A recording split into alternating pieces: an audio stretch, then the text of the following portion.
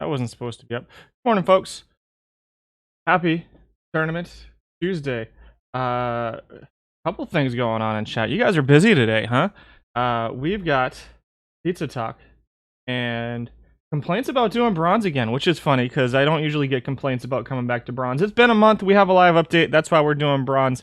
Right off the bat, I'm going to let you guys know that we're not going to have a stream next week. My kids come back on Monday, and so I'm taking a couple of days off to hang out with them before they go right back to school. It'll be a lot of fun. They go back to school like 3 days after they get back. So sadly, we won't get too much time, but we're not streaming next week. The week after, we will be streaming something. Not sure yet. What's up, guys? Pizza. Papa John's? Gross. Papa John's better than Papa Gino's. You're crazy, Johnny. I don't usually call you out like that, Johnny, but you're out of your mind on this one. Not that Papa Gino's is great, but Papa John's is yuck. Let's see. Domino's? Nah. I don't... Man. You guys need to find better pizza places. I'm just gonna leave it at that. Just find good pizza places. Local places. Find some local good places. We don't have many here. We've got 190 food places in our town, and there's not a single one that I would recommend to you guys if you came down to visit. So that's our thing. Louisiana doesn't have much local good pizza. You're probably right. Having lived in northern Louisiana, you're probably right. What do we got? We got a Carlos Correa. We'll start with some packs. These are packs that I won in bronze the last few days, so you can't tell if I live in Seattle or Massachusetts. I don't live in either of those. I used to live in Massachusetts. I've never lived in Seattle. Now I live somewhere else. Pat Mullen, silver snapshot. Are you worth any money? You are worth 2,100. Not completing a collection though. You're doing your Sporers lineup right now. We need a Sporers update. Okay. I'll start working on it. It's so the problem with Sporers, I can't do it. They're 128 team tournaments now. And so I can't get the whole thing downloaded in one go anymore. And it's I don't think it's gonna happen. I just don't. I love doing the daily, the weekly stuff, but I can only get up to 64 team tournaments. Otherwise, it's like 140 pages. And I love you guys, but I'm not gonna do that. That's too much. How do I look at his value on this screen? You didn't know I was used to be.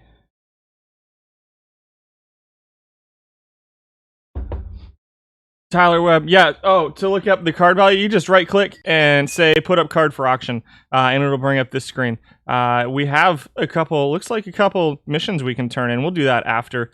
We'll open some packs now and then open some packs later too. I don't love you confirmed. That's sorry. I asked. I was like, hey guys, it would be really cool. Happy Felch is a solid card. Solid gold card. Packs are going better today than they did last night. They were going really slow last night for some reason. Here we go. We got to slow down. But I just can't get the 128 team tournaments right now. Yeah, it does not work all the time. Sometimes, like, especially if you've, like, quick sold something or if you have a card locked, a certain card locked, it'll pop up and not work. Yerman Mercedes, who has both retired and unretired in the last week. What do we got? Bill Foxon. Snapshot. Couple new bronze cards here. So we're doing bronze today. We've got some additions. We've got some cards we lost. We got a Judd Wilson. I wish this was the silver team. That is a solid card for the silver team. We'll hang on to him for now. Greg Allen, the Yankees have gone quiet again. Thank you. Maybe it has to do with space in the reserve roster, the potential lack thereof. It's possible. I'm not sure exactly. Austin Voth. Got some use in bronze. I don't know if he's getting used anymore. We'll find out today. I like the surprise as much as you guys do. Here's a gold and a silver live card. Will Harris and Tanner Scott. Very disappointing pack. Andy Young. Goes by Andrew in real life. Recently called up. He's on my fantasy team. My fantasy team, not very good. We're in the middle of our draft right now. First year player draft. I got Henry Davis, guys. And a pitcher. I had 2 of the first 8 picks. Marcelo Meyer went right before me. I was very sad. Stuffed crust pizza, only $12. Yeah, it's only $12. Try it. But I'm telling you, man. Shane Bieber. That's our diamond for the day. Shane Bieber. For the first run of packs, anyway. Yuck. Brian Goodwin. Brian Goodwin with a walk-off for the White Sox. Yes, Sunday? Was it Sunday? There were some fun games. The Cubs got walked off on, and then the White Sox walked off. It was a rough couple minutes for Chicago Cubs fans, if there's any Cubs fans in here. Will I get a diamond, or will you get your food? Which will happen first? Well, I got a diamond. So I hope you get your food soon, you Karen. Thanks for stopping by. Franchi Bordigare. We got Louis Marte, Tyler Nevin. 6 left. You have nearly 40 Beavers. You need him to go. No kidding. Yeah, I would. I don't know if he's gonna go back to perfect, man. 4 packs left. I'm glad these are almost over. This has been a mess. I have made some changes to the bronze team, but I haven't done a lot. The link above is to the forum describing the issue. Thank you. Thank you very much, Squirrel. Mitch Haniger. We had him on the OHBL Cubs for a little bit. It did not work out well. That's a pretty solid collection piece, though. Mike Cameron, Team Missions 2, Seattle, Historical All-Star. Solid. Some solid packs today. Cleveland's given up on the season. They might shelve Beebs. Maybe. There's a Giovanni Gallegos. And our last pack for now. There's a Joe Page in there. It is a Diamond Sammy Strang, which is a duplicate, which we can sell for 30 more packs. Awesome. That's solid stuff right there. Pretty solid packs today. We got a Bieber, we got a Strang, and 35 packs. 2 diamonds and 35 packs. I haven't seen that very often lately. So, yeah, it's, there we go. You'll give me 4K? No, thanks. I'm good. All right, let's get into bronze. These are the guys we lost. I don't think we lost too much. I will say one thing. I'm redoing the sheets. I said last week I was going to redo them. They're not 100% operational yet. There's some things here that are not back in it. I wanted to add some things, and unfortunately, with the way Excel works, to add things, I have to start from scratch. And so, the cool things that I added are here. Some stuff that was here before, you'll see is missing, like this stuff. I just didn't add it, the ratings. So we're just gonna go by name for now, and we'll look at who came down to bronze and who came up to bronze, and then we'll look at who's getting used right now. And so the stats started over too. I think hopefully you guys enjoy it. I added some fun stuff. So you put them up on Discord and expect 45K for it. Buy, sell as mint. Yeah, we'll see. Doing any OHBL today? Today is the first day of the OHBL playoffs, and I will not be streaming it at all. But the Red Sox and Yankees and the other team, there's another team, not Oakland. They're in the West. Texas. The Texas Rangers had a 3-way tie in the OHBL for the second wild card. The Cubs came up short. We missed the playoffs by 2 games. We were out of it before that. We had a really strong run to close the season out with 4 straight wins. We finished 84-78. The first over 500 season for the Cubs in the OHBL. We've worked hard to get here. It was close. We came close.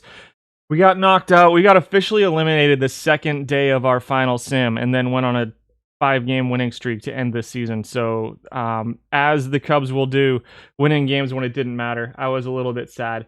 But a little bit happy. I'm pretty happy with the way the season ended. Your packs stink. You can attest. What's up, DRC? OHBL is bad. It's a lot of work. That's for sure. I'm going to do a stream for them. Maybe tomorrow. We'll see.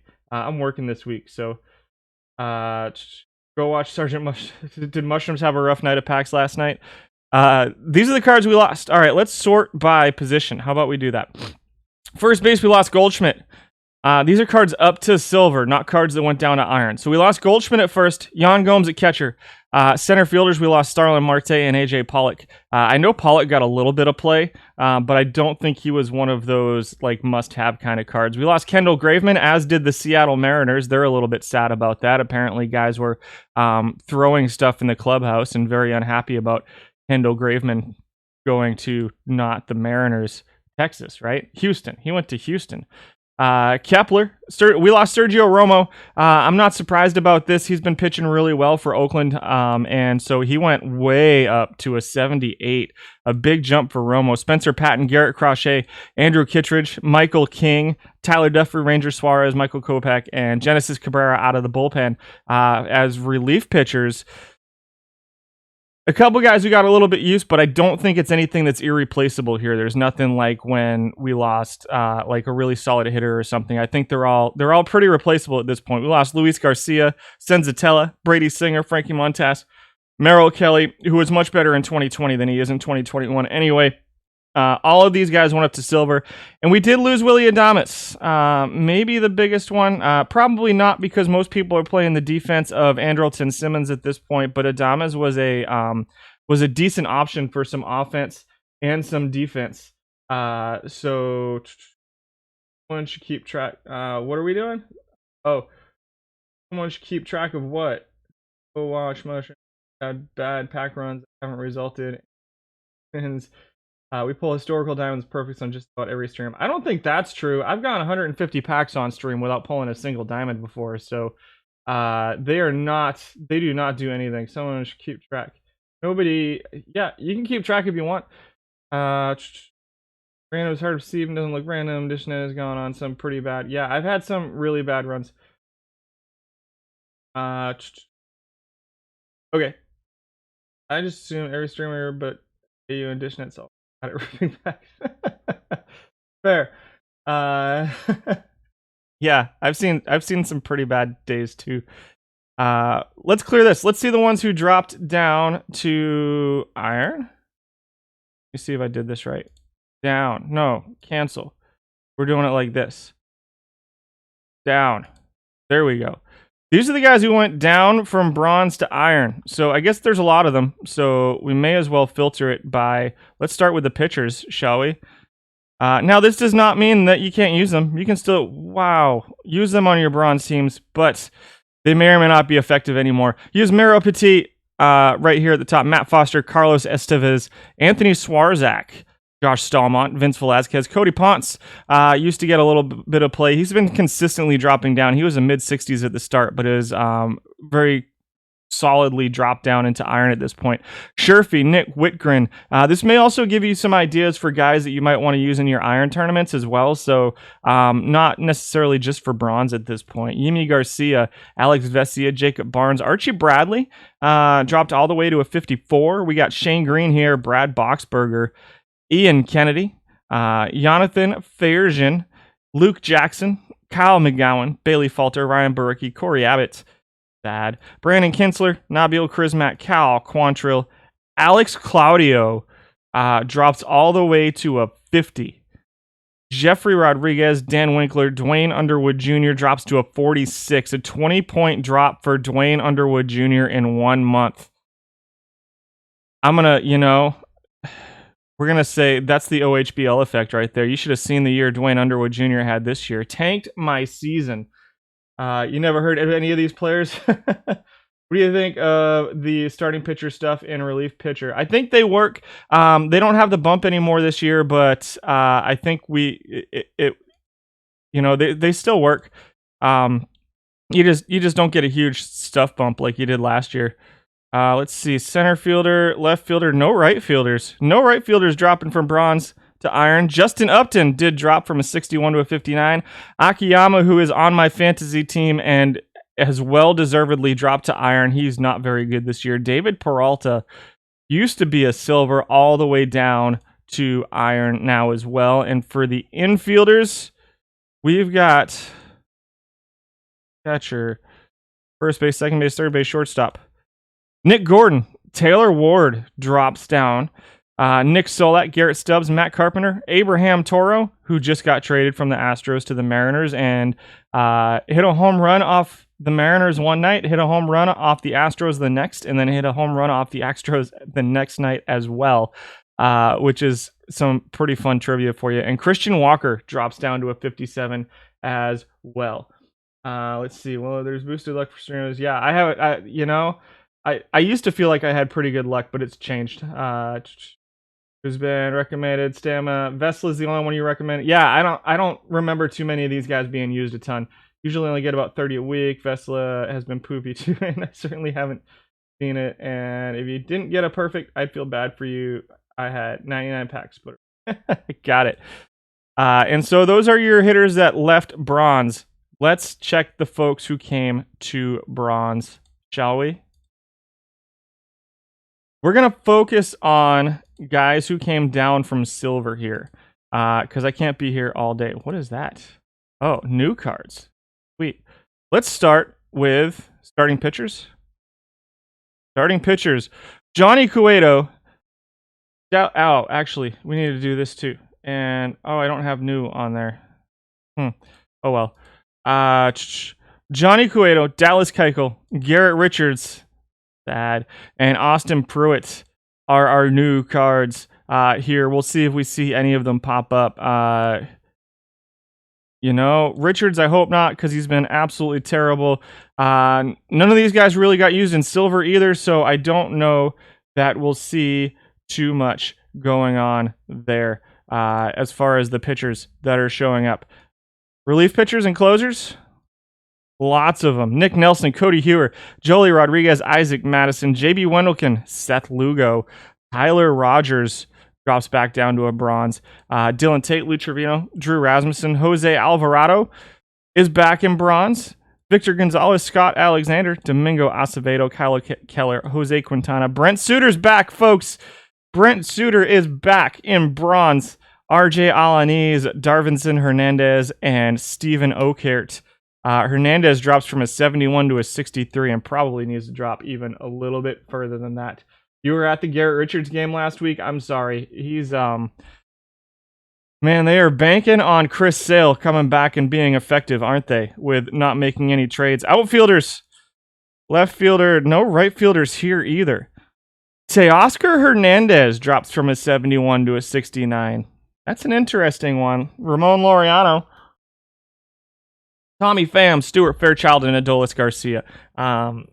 Loriano dropped all the way from a 76 to a 69 as a center fielder. So we'll see if he shows up on the list today at all. And as far as catchers, well, let's do infielders first.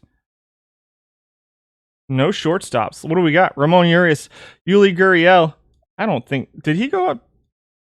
I think that's wrong. I think the June numbers that they had on the sheet might have been wrong. But Yuli dropped back down to a bronze. Jeff McNeil comes back to bronze. He's a little bit of a masher. Kavan Biggio down to a 68. Miguel Sano and Jake Berger is a new card for us. And at catcher, let's just talk about it. Robinson Chirinos, Jackson Reitz, Vic Caratini, Cal Rayleigh, and of course, Austin Hedges. Austin Hedges is a 69 rated bronze card. We'll talk about him when we do the catchers. So there we go. And Hawk, yeah, Sale and Hawk, and then man, I can't wait till Schwarber's healthy. I hope Schwarber's healthy sooner than later. McNeil and Yuli back to meta. Yeah, agreed. I like both of them. Yuli's pretty good too. So what do we got going on today? Oh, it looks a little bit different. So I cut the old stuff out, right? So I had the all-time and the current stuff for this one, and I may go back to that because it'd be easy just to create a copy of a sheet and then build this. But I wanted to add some things, and they took up too much space, so I just kind of started from scratch. And I was starting from scratch anyway. So what did we add? We added runs and RBIs per 600. We added ground and double plays per 600 over here. And then we've got this thing here. So we'll talk about this now because we're about to do catchers. You got your batting meta, which is 52% right-handed, 21% switch, 26% left-handed. League batting stats. And pitching meta right now is righty and lefty. I just realized, because I was up till like 2 o'clock last night working on this, I just realized that I didn't split out the starting and relief pitchers. So that's something that'll be fixed for the next stream. I'm not going to do that right now. So that's annoying, and I'm pretty unhappy with myself about that. But let's talk about catchers. So Austin Hedges obviously came back, right?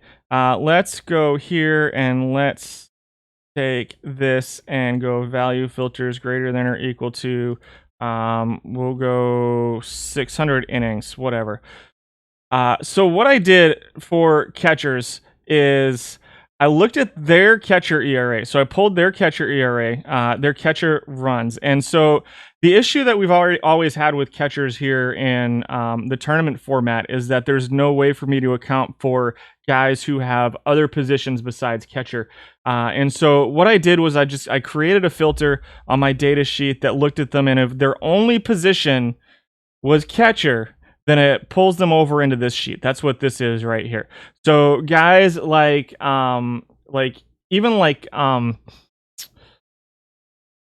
don't know, Charlie Dexter. So guys like Charlie Dexter aren't going to show up on this catcher defense calculation. This is only catchers who are only catchers, if that makes sense.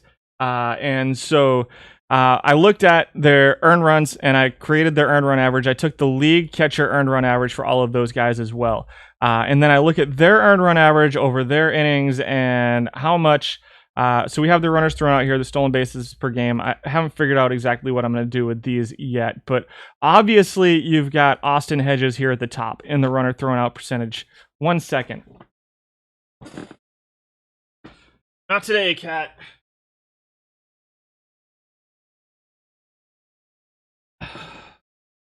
And what I did was, so I took the catcher ERA and I extrapolated that out over the course of a season. So for a 1,458 inning season, that's 162 games. I have not officially decided exactly what I'm going to do with that. I might change it to like a round, which would be 63 innings, so like a 7-game series, or even like a tournament, which would be like 45 games or something, 35 games, potentially if you went 7 rounds in all of the tournaments. But what we come up with is catcher runs saved.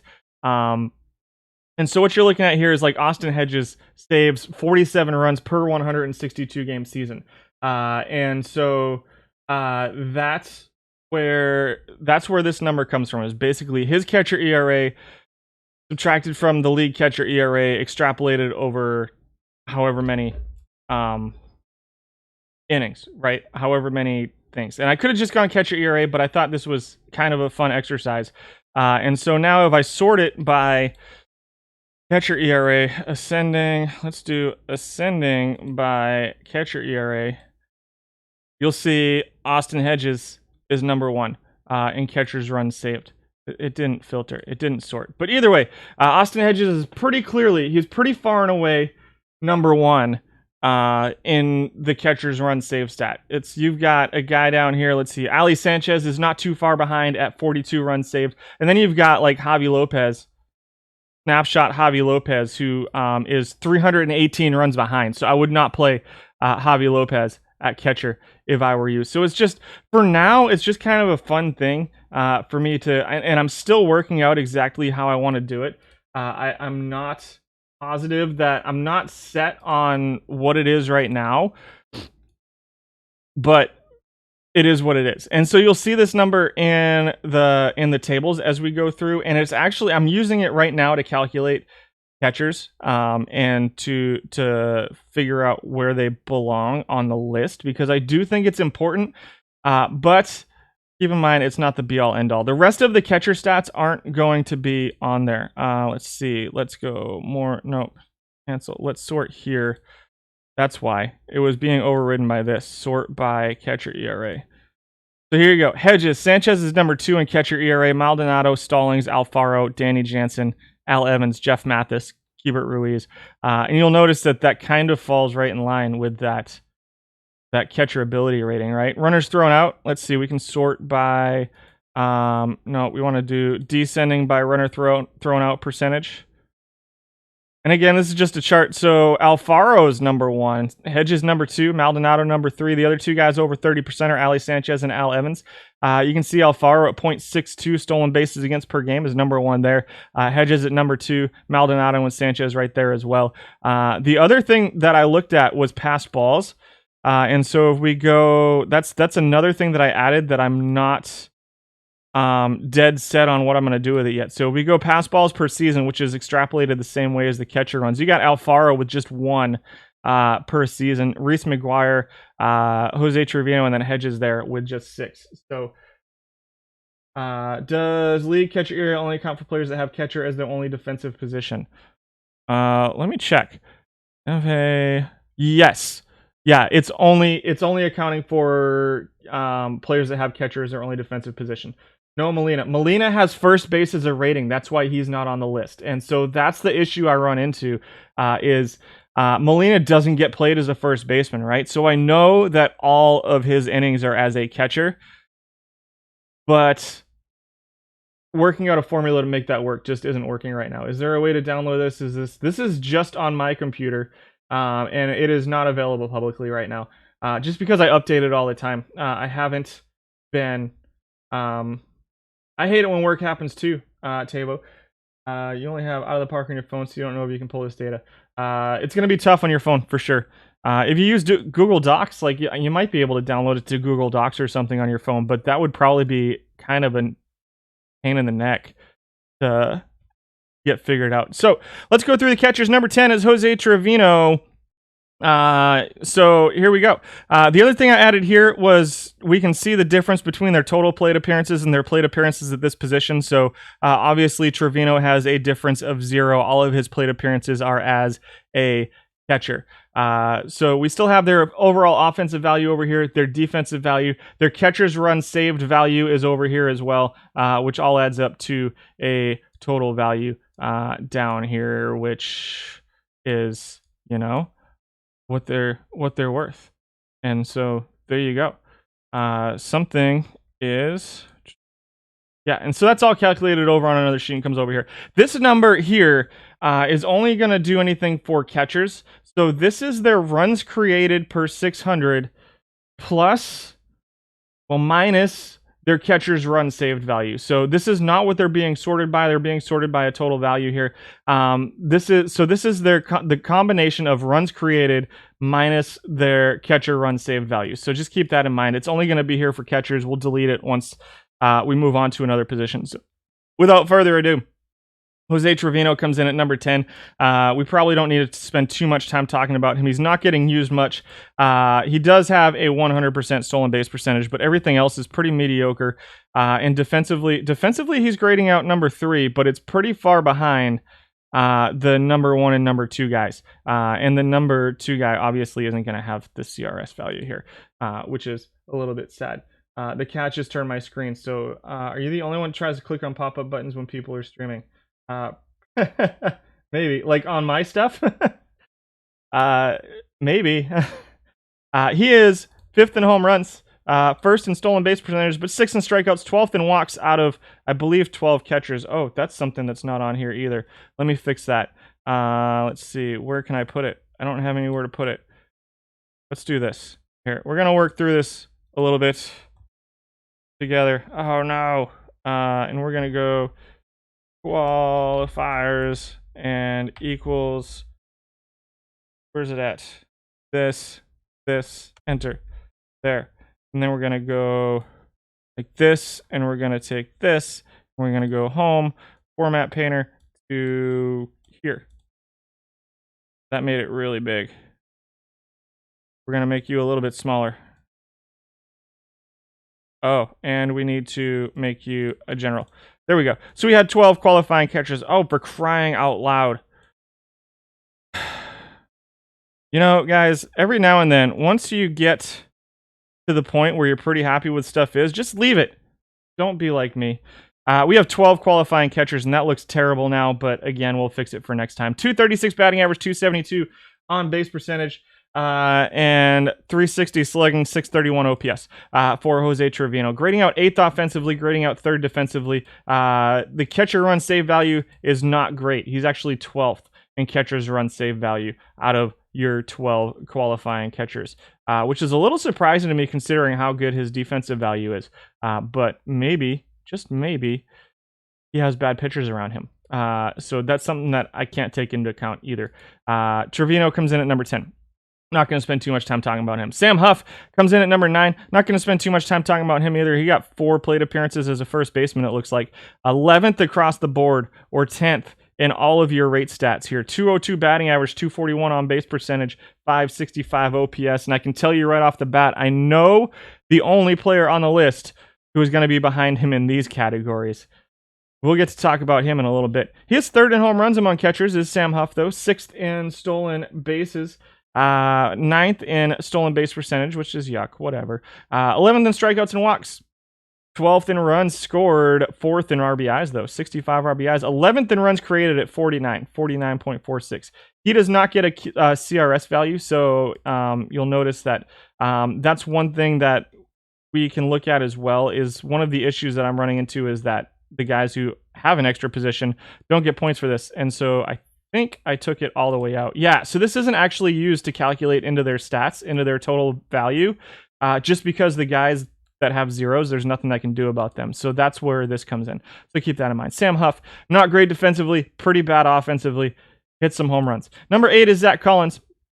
Also pretty bad offensively, but a little bit better as far as like on-base percentage and power. Actually grading out number 2 offensively among catchers right now. Some of this is an eyesore, isn't it? We're going to fix the colors up there for next time too. 10th in batting average, 203, which isn't great, but a 327 on-base percentage, 124 points between his batting average and his on-base percentage because he walks 100 times per 600. That's pretty solid.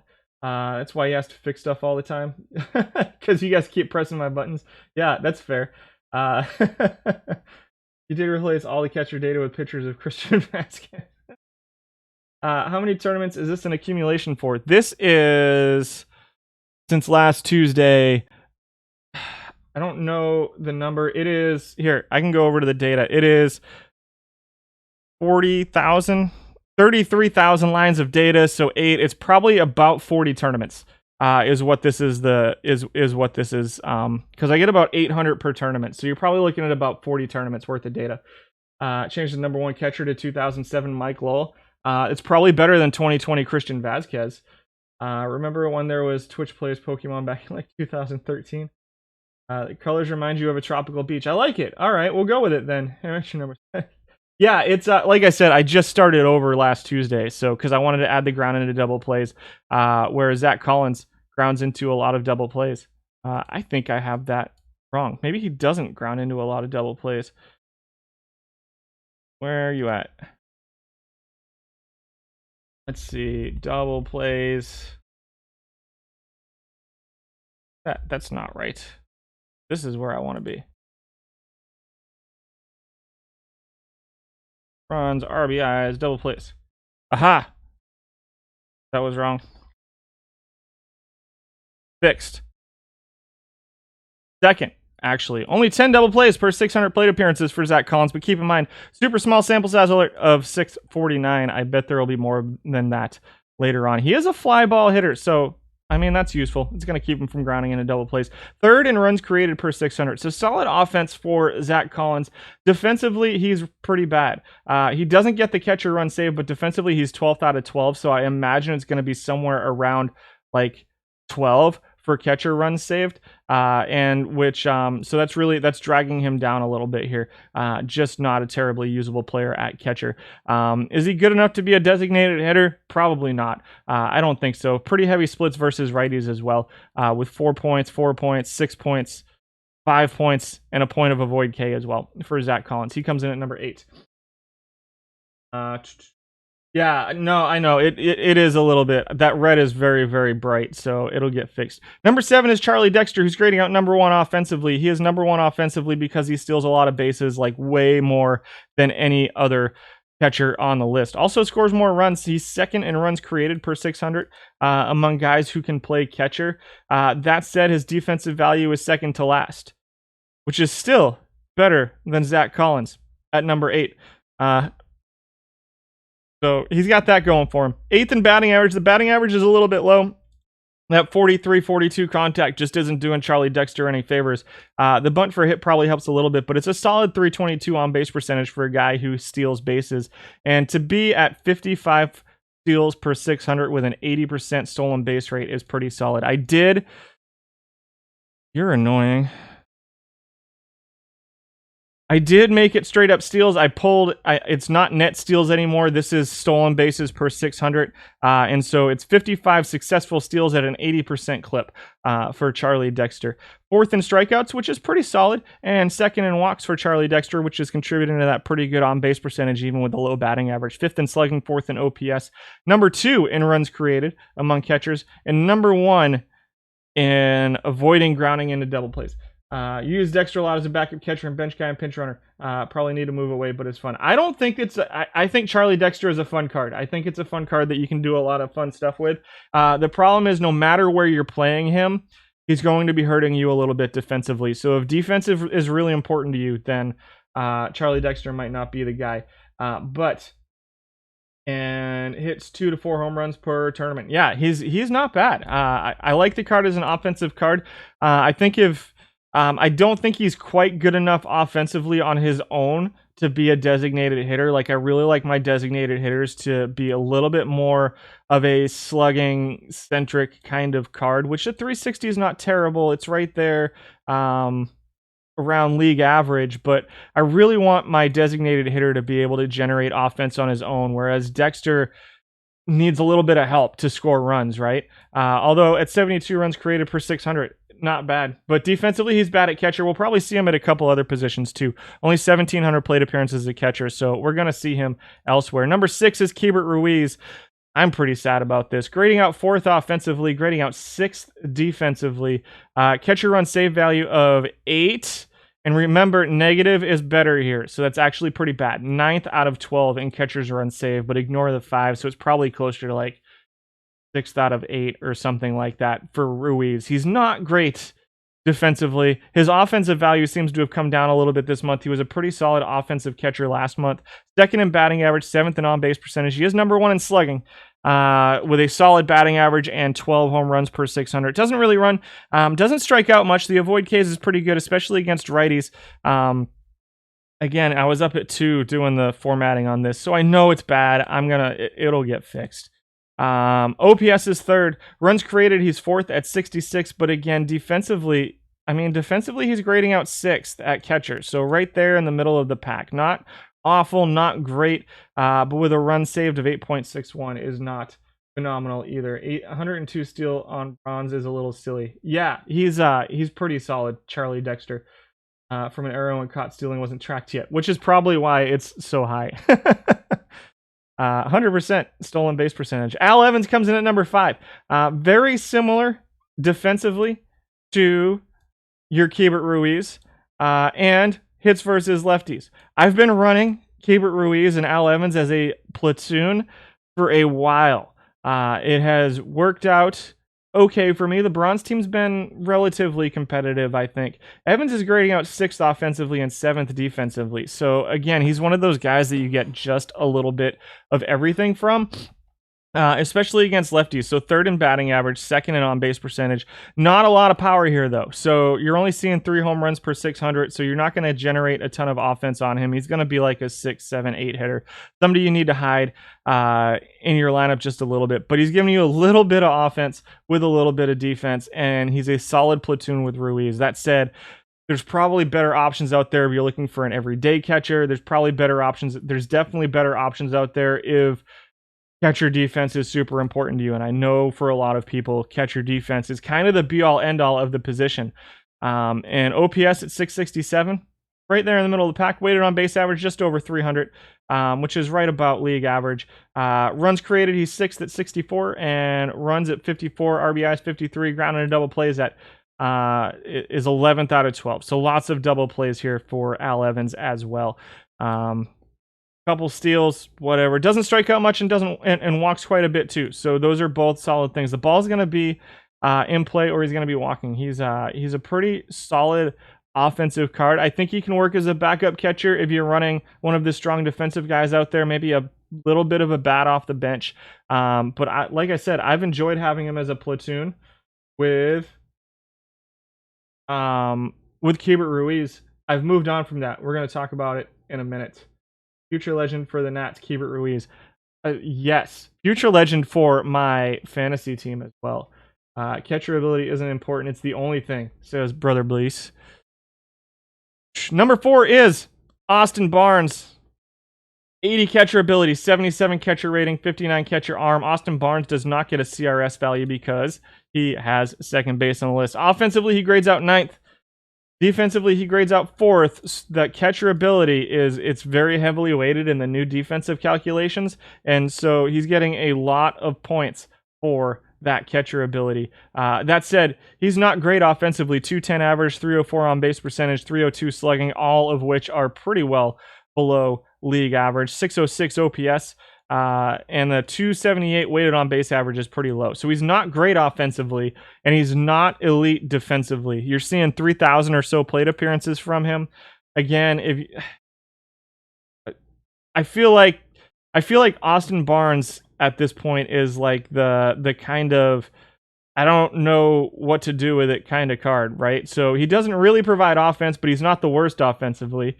He doesn't really provide defense, but he's not the worst defensively. But he's not elite defensively, and I don't think you're getting enough offense out of him to not have him be elite defensively. And so he comes in at number 4, but I really think that he's a little bit high on the list right now.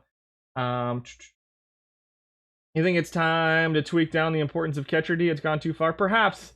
Never buy catchers in fantasy. I haven't. So, yeah, it is what it is. We need a 150 catcher defense. So I use my catchers for trades.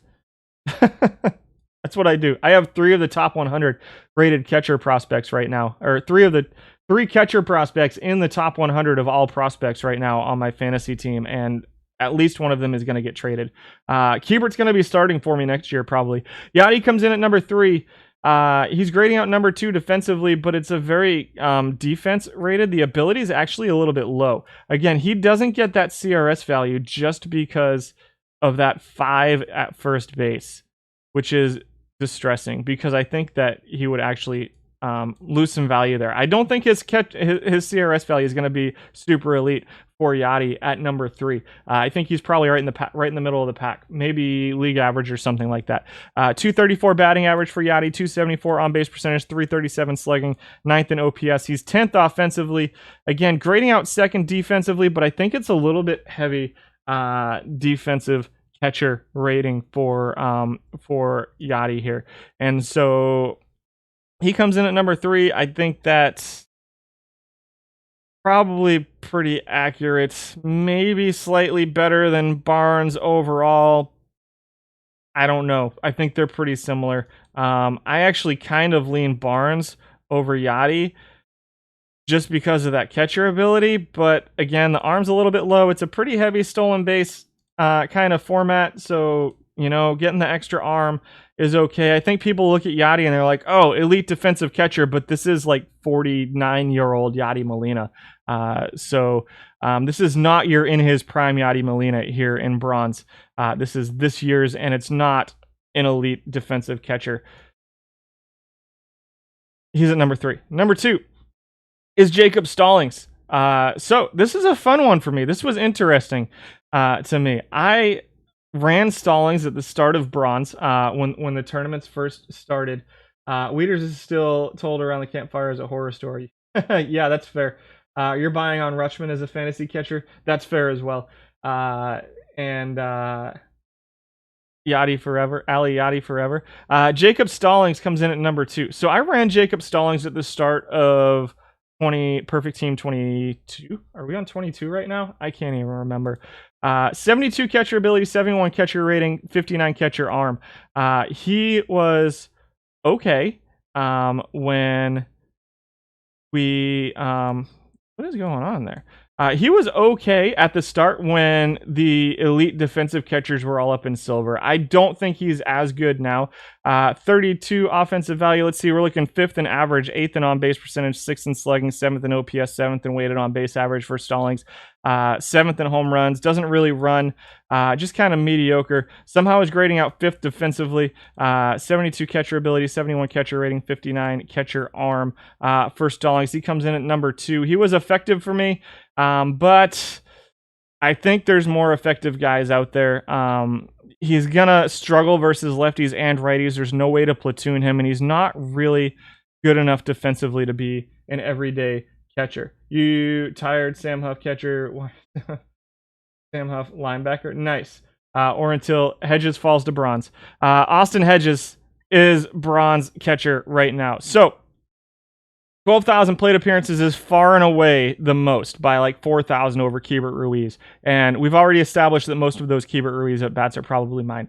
Although, I'm going to say this about Austin Hedges. I think we know everything about Austin Hedges we need to know. He hits some home runs, 4th among catchers. Everything else is pretty terrible offensively. A 181 average, a 231 on-base percentage, 286 slugging, 518 OPS, guys. A 518 OPS.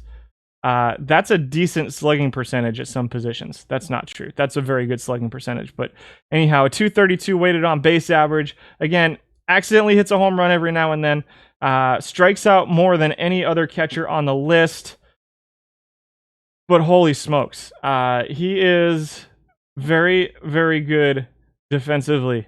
Very, very good defensively. You think catcher ability is really summed up by the fact that the majority of the elite catcher ability guys are bronze cards. Agreed. Stallings is who you use if Hedges and Barnes aren't bronze. I think that's fair, Tycho Lore, and you love that so many people use Hedges. I do too. So here's what I'm going to say, and this is anecdotal, so keep that in mind.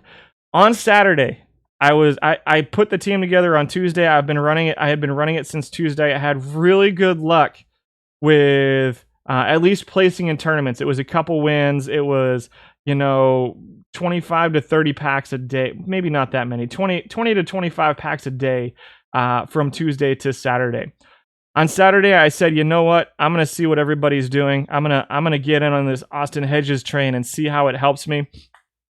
I didn't get a single pack on Saturday, Sunday, or Monday. I got one win overnight last night with Austin Hedges in my lineup. So that said, I haven't done a lot of optimization on this team this week. I haven't changed too many things this week on the team. It was literally like I threw Austin Hedges in and said, go at it, boys.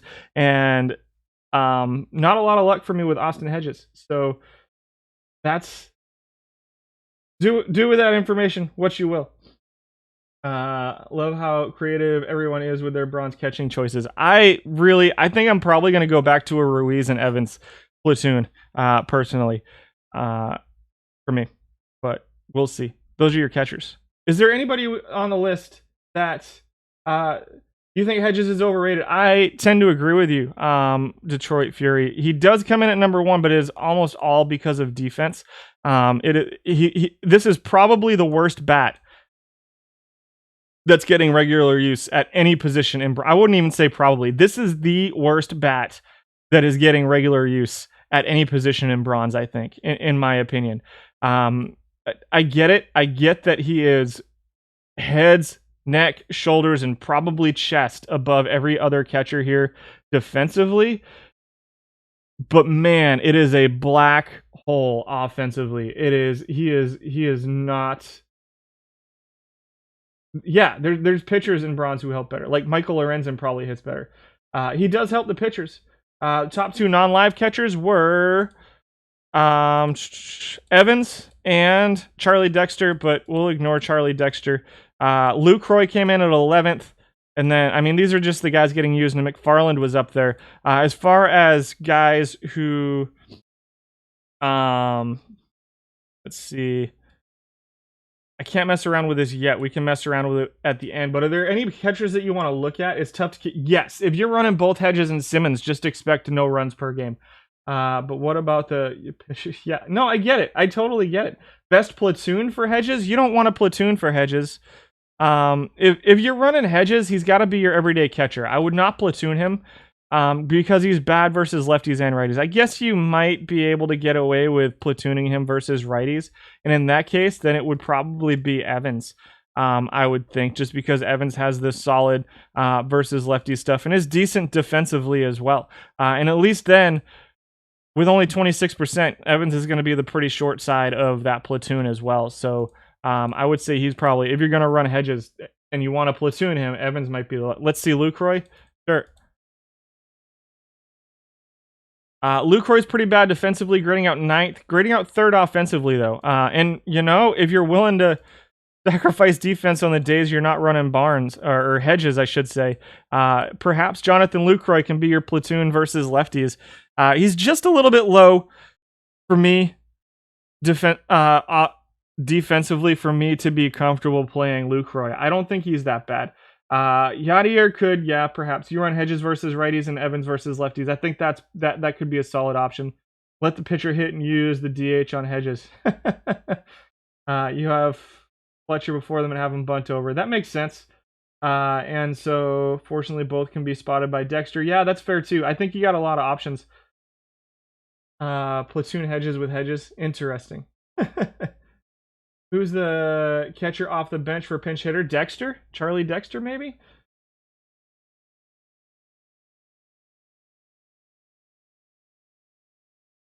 What? No, I'm good for nothing. Barnes off the bench or Yachty? Yeah, perhaps Barnes is a solid bench option because he plays defense. Yachty plays pretty good defense too. You know, Evans plays pretty good defense. I like Evans off the bench for either one of them. Or Stallings. I think you got a ton of options here. I'm not, you know, I give you numbers. You build your team. First baseman. This is a card I bought the other day because I noticed him. Chicken Hawks. We have 20 qualifying first basemen at 600 plate appearances or above. Chicken Hawks is at 607 total plate appearances. He hits versus righties. And that's about it. He does not play defense at all. Not good defensively. He's short, so he doesn't even get the advantage that you know, some of the other guys get from being 78, 79 inches tall. He's actually short and has bad range and has a bad first base ability. He comes in at number 10 because he's number 1 offensively among first basemen right now in a small sample size of 607. Number 1 in batting average at 288. Number 2 in on base percentage. 419 slugging percentage has him 3rd. 770 OPS is 1st. Weighted on base average of 340 is number 1 among first basemen. 13th in home runs. 10th in steals. Again, this is out of 20. And so he's right in the middle of the pack in home runs and steals. Hasn't been caught stealing yet, even with a 36 speed, 49 steal ability. Strikeouts is 19th out of 20. He will strike out. Walks right in the middle of the pack. Number 1 in runs created, number 1 in runs per 600, and number 1 in WAR among first basemen for offense. Defensively, he's number 19, and it all evens out to being number 10 overall. I wish this card was better than it was. He's not very good. It's not a very good card. Where the Chicken Apocalypse? Any relation to Chicken Wolf? I don't know. Chicken wings for lunch after reading that name? Perhaps. Maybe it'll go good with your stuffed crust pizza. Versus right DH. Yeah, I can see him being a solid versus right-handed DH. I think that's what I am doing with him, actually. You've been running Castro as your backup catcher against righties. No love for him. Let's see. Castro. Jason Castro. I only have 95 plate appearances on Jason Castro. Doesn't look terrible. 261 average, 347 on base percentage, 440 slugging, and a 787 OPS. It's a solid 95 plate appearance sample size for Castro. Take a look at him. Oh, yeah, we lost. This team isn't very good right now. Oh, they got bumped to bronze. That's why. Not ready for bronze. Let's open one up. Let's check out Jason Castro. Chickens even each other out. Wolf beats Hawk. Fair enough. Why doesn't he have a bird profile? Because it's just numbers. Let's see. Castro. We'll see if he was in here at all. Jason Castro. He's going to strike out a ton. Versus righties, ooh, I'm going to guess he's going to have a batting average somewhere around Hedges and not be elite defensively. You'll get a little bit of walks. The on-base percentage will be okay. Not getting used a ton. I'm not really surprised. I think that if you're going to have an offensive profile like this, then you may as well just go with Hedges and go all out on that catcher defense. I think that he provides enough value defensively over a batting profile like Castro's that Hedges is probably the way to go. Just run Evans and Dexter if you want offense. I think that's fair. Back here, number 9 at first base. Todd Helton comes in at number 9, 13th offensively, 5th defensively for Todd Helton, 4th in on-base percentage, 13th in batting average, 17th in slugging, 12th in OPS. Splits a little bit versus righties, pretty heavy versus righties. Actually, you got 7 points of contact, 15 points of gap, 9 points of power, 15 points of I, and 16 points of avoid K. Much, much better versus righties. And still not looking great. Like, the offensive numbers for Helton don't look awesome. Just 1,400 plate appearances for him, so keep that in mind. Offensively, again, 13th. Defensively, he's 5th out of 20 first basemen defensively. Home runs, doesn't really hit for any power, doesn't run, doesn't strike out, which is good, so that's helping the on-base percentage out. The strikeouts and walks are helping the on-base percentage out, but he doesn't really run either, so it's kind of it's one of those really empty on-base percentage. He's not creating runs. He's 17th in runs created. Grounds into more double plays than any other first baseman on the list. 55 RBIs is 17th. 56 runs is 19th. So if you're using Helton, it's probably because he's pretty okay defensively. And at 74 inches tall, gives you a little bit of that height advantage. Like a decent, yeah, fair. Number 8 is Frank Isbell.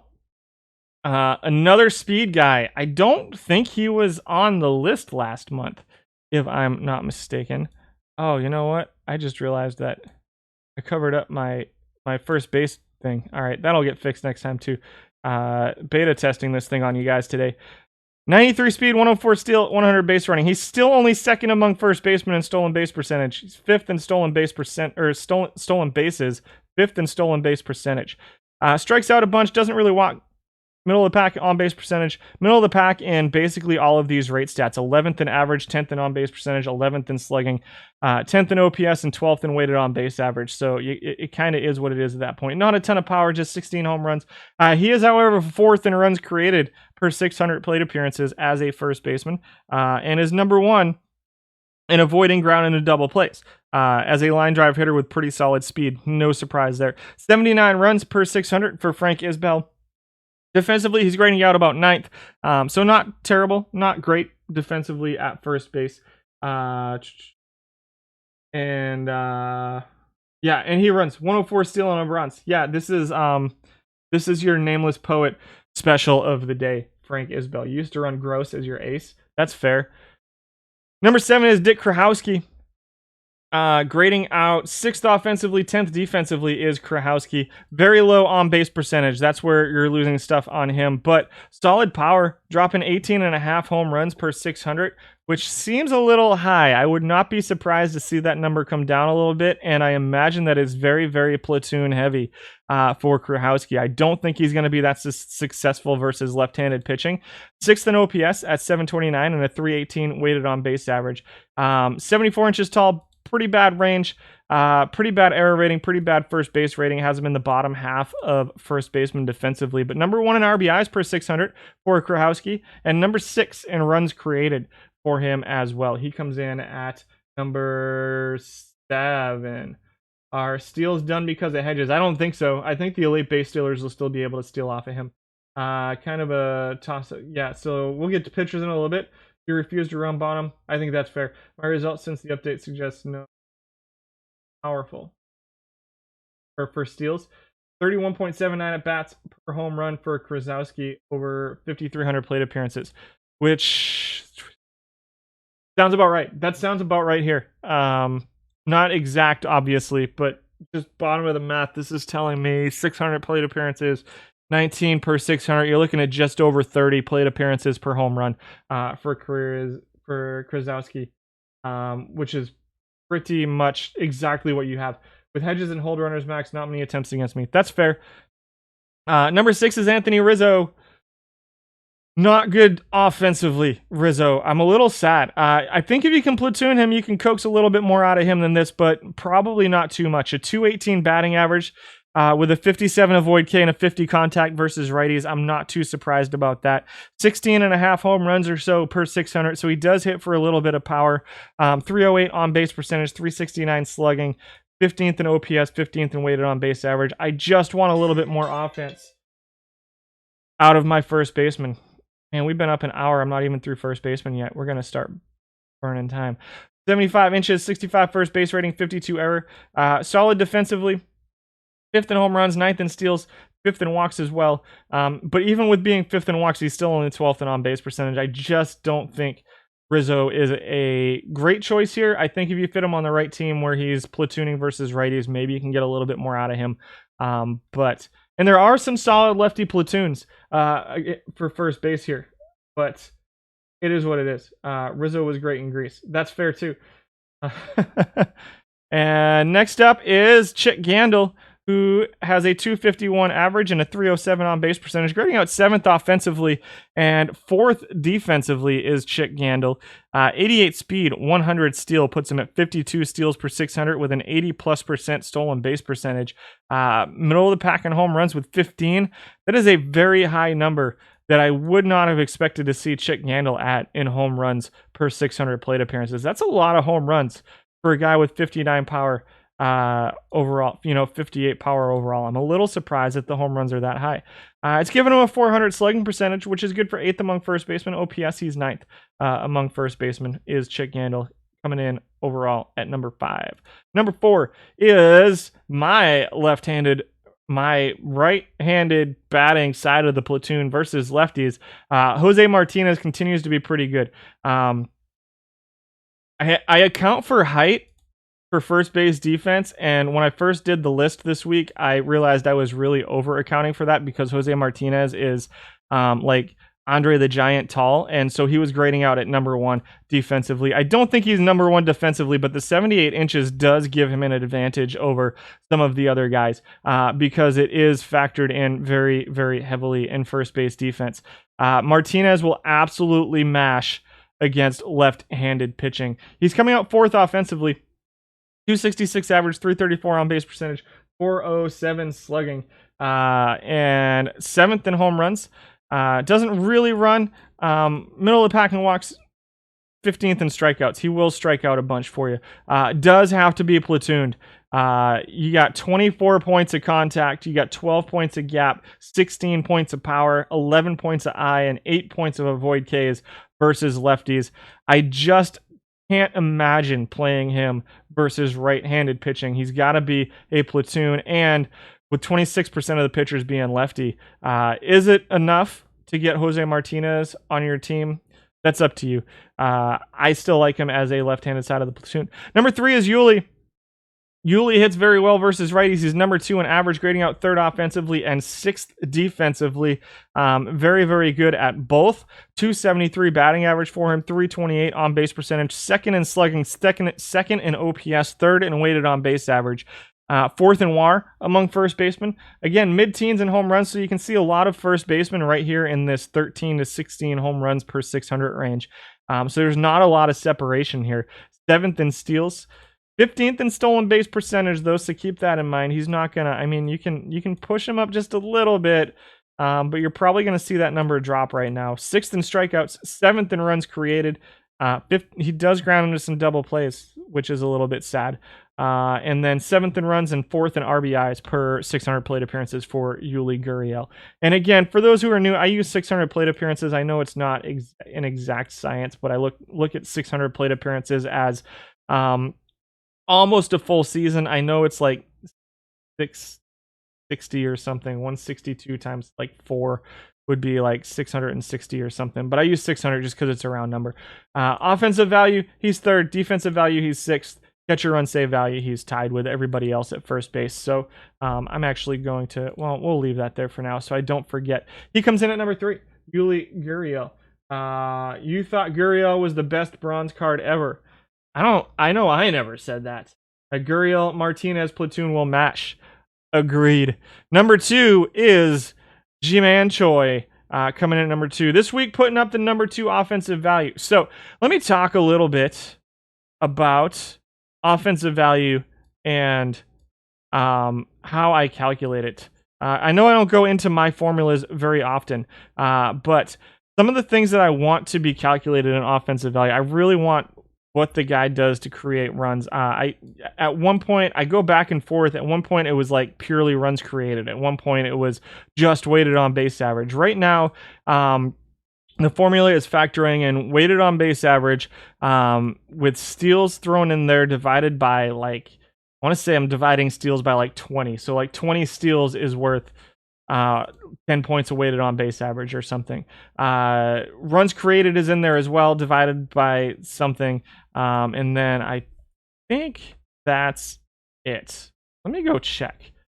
Let me actually bring the formula up because I'm totally down with taking advice on this as well. Because you see guys like him and you're like, that doesn't look like he should be that high up in offensive value, right? So right now it's weighted on base average times 100.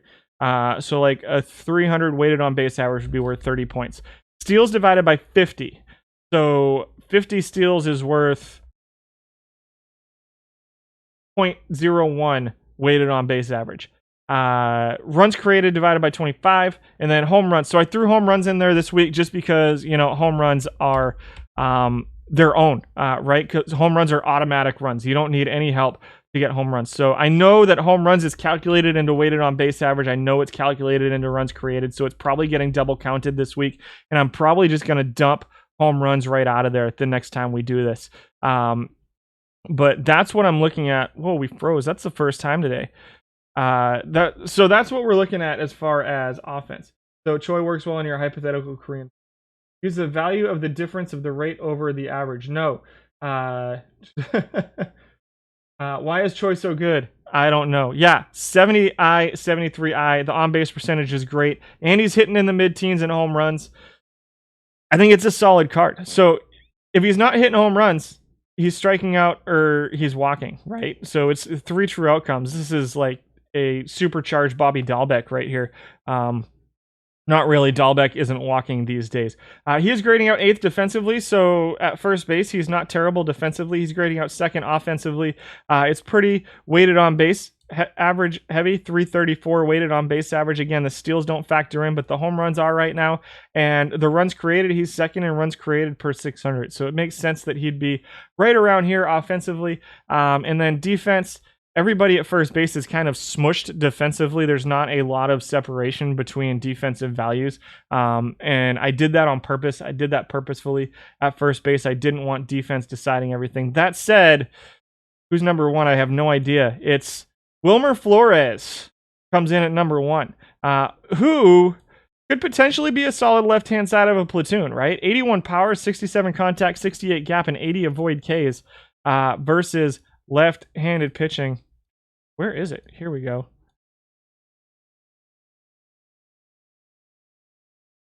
One second. Sorry.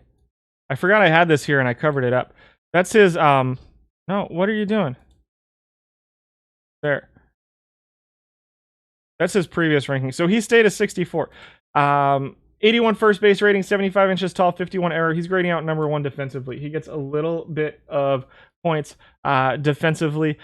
He will mash versus lefties. Again, I wish there were more lefty pitchers for Flores to mash against. So 10th in average and 11th in on-base percentage. Both of those are pretty low, but 3rd in home runs, 9th in runs created. Again, grading out 9th offensively. So he is one of the guys at first base. He's one of the few guys at first base that is separating himself because of first base defense. And it's really this first base rating combined with a decent 41 range, which is higher than some of these other guys, and a pretty okay 51 error rating for a first baseman. I think the 51 error rating might be, let's see, 2. There's only one guy on the list, 2 guys on the list that have higher than that 51 error rating that Wilmer Flores has. So pretty solid defensive first baseman who will mash against lefties. I like him as a versus lefty side of a platoon and a defensive replacement. later on in the game. Let's check through the other 11, so see if any of you guys are on there. Ham Hyatt, Jesus Aguilar, Carl Taylor. Alan Wiggins comes out at 14. 11th offensively and 12th defensively. So Wiggins is a guy who lost some value just because I added the home runs and devalued steals a little bit. Felipe Allu, Paul Sorrento. Lou Blue at 17. I know I saw him up here. Can I look up Lou Blue? How about Bill Buckner and Nippy Jones? We'll look up both of them too. You're shocked by Wilmer. You watched Winston. No one was in it. They didn't put the parking brake. Yeah. Nice. Oh, what? I missed something. Feel the truck rolling down the boat ramp into the lake. Interesting. No, I have not seen that. We'll look up the other guys. Here's Lou Blue, grading out 14th offensively, 17th defensively, 19th in home runs. Number 1 in on-base percentage for Lou Blue, though. Very good I plus avoid Ks. The really low contact rating is hurting him quite a bit on that batting average, though, 239. And he's not an elite base stealer, though, it's not an empty on-base percentage. I think he's usable. He's grading out 17th defensively, though. At 24 error rating is bad, combined with being short at first base at only 70 inches. Is hurting him defensively at first base for Lou Blue. Number 18 is Nippy Jones, comes in at number 18. Solid versus lefties, I think. He'll be okay versus righties, but not great defensively. He's pretty bad. 14th defensively. 7th in batting average, 19th in on-base percentage, 16th in weighted on-base average, 10th in home runs, doesn't steal any bases. Avoid strikeouts, so pretty good at avoid strikeouts. Grounds into some double plays. 18th in runs created per 600 for Nippy Jones at number 18. We're looking for Buckner as well. Let's see. Bob Unglob at 19. Carlos Santana at 20. I'm a little up in the chat, so if you're typing right now, I'm missing some. Let's check out Buckner real quick. Where we at? Buckner, I only got 324 plate appearances. We're looking at a 271 batting average, 293 on base percentage, so high avoid Ks in batting or contact, low 448 slugging, not too bad, 743 OPS, 322 weighted on base average. So Buckner looks solid offensively. I don't know defensively how he looks. I want to fix this real quick because it's quite annoying. Let's go to here and go, nope.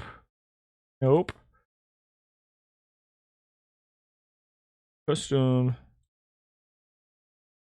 That looks better. And we'll take these and go here and 0.00. There, that looks better. So we looked up Blue, we saw Buckner, we saw Lou Blue, Dick Siebert. Let's look up Dick Siebert. And we'll look up one or two more after this. I spelt it wrong. I got nothing on Siebert. Comp Martinez. Yeah, perhaps. Sorrento. Let's look up Sorrento. Sorrento, 1,100 plate appearances. Didn't show up on the list. 221 average, 306 on base percentage, 365 slugging. Does he play other positions? Let's check out Sorrento. I don't know why he didn't show up. Paul Sorrento. No, only plays first base. I wonder if he's getting listed as a designated hitter a lot. Or did he show up on the list later on? There's Santana, Unglob, Jones, Blue. There's Sorrento. Sorrento was 16. Flores, nervous since Braun is very right-handed. Platoon, maybe. Who would you pair him with? Yeah, Flores as a platoon with one of the other guys up here, I would think. Chicken Hawks, maybe. No. Helton, maybe. Rizzo, perhaps. Yuli versus righties. I think Yuli is probably the best bet versus righties. You want that a woman? Let's see. Base he does. Which position should usually be platoon? That's up to you. Unglob was a little further down. We saw him there. I left the door. Eddie Waitkiss. We didn't see Waitkiss. Number 1 was Wilmer Flores. Those Beatles love Blue. All right, I'm scrolling down the chat though. So Jim Holt. We'll look up Jim Holt and then we're gonna move on. If there's other guys, feel free to message me on Discord. But we got to get through this today at some point because I have to go to work tonight. 223 batting average for Holt, over 135 plate appearances, 308 slugging, 545. Not looking good for him at a first cursory glance. Moving on to second baseman. What are you doing, Cat? Leave my baseball card. Yeah, no, just take whatever you want off the desk. Whatever you want. Second baseman, we had 14 qualifiers. We'll go really quickly through 14 through 11. Mike Aviles at 14, snapshot, Kansas City Royals. 13 is live Whit Merrifield, who dropped from a 67 to a 64. Number 12 is snapshot, Jose Akendo. Number 11 is Donovan Solano. 10 is Rich McKinney. Versus lefty splits here. Heavy versus lefty splits. Not good defense. I'm just going to move on. He's grading out second offensively, but man, is this a bad looking defensive card at second base. Perhaps as a right fielder, I don't know.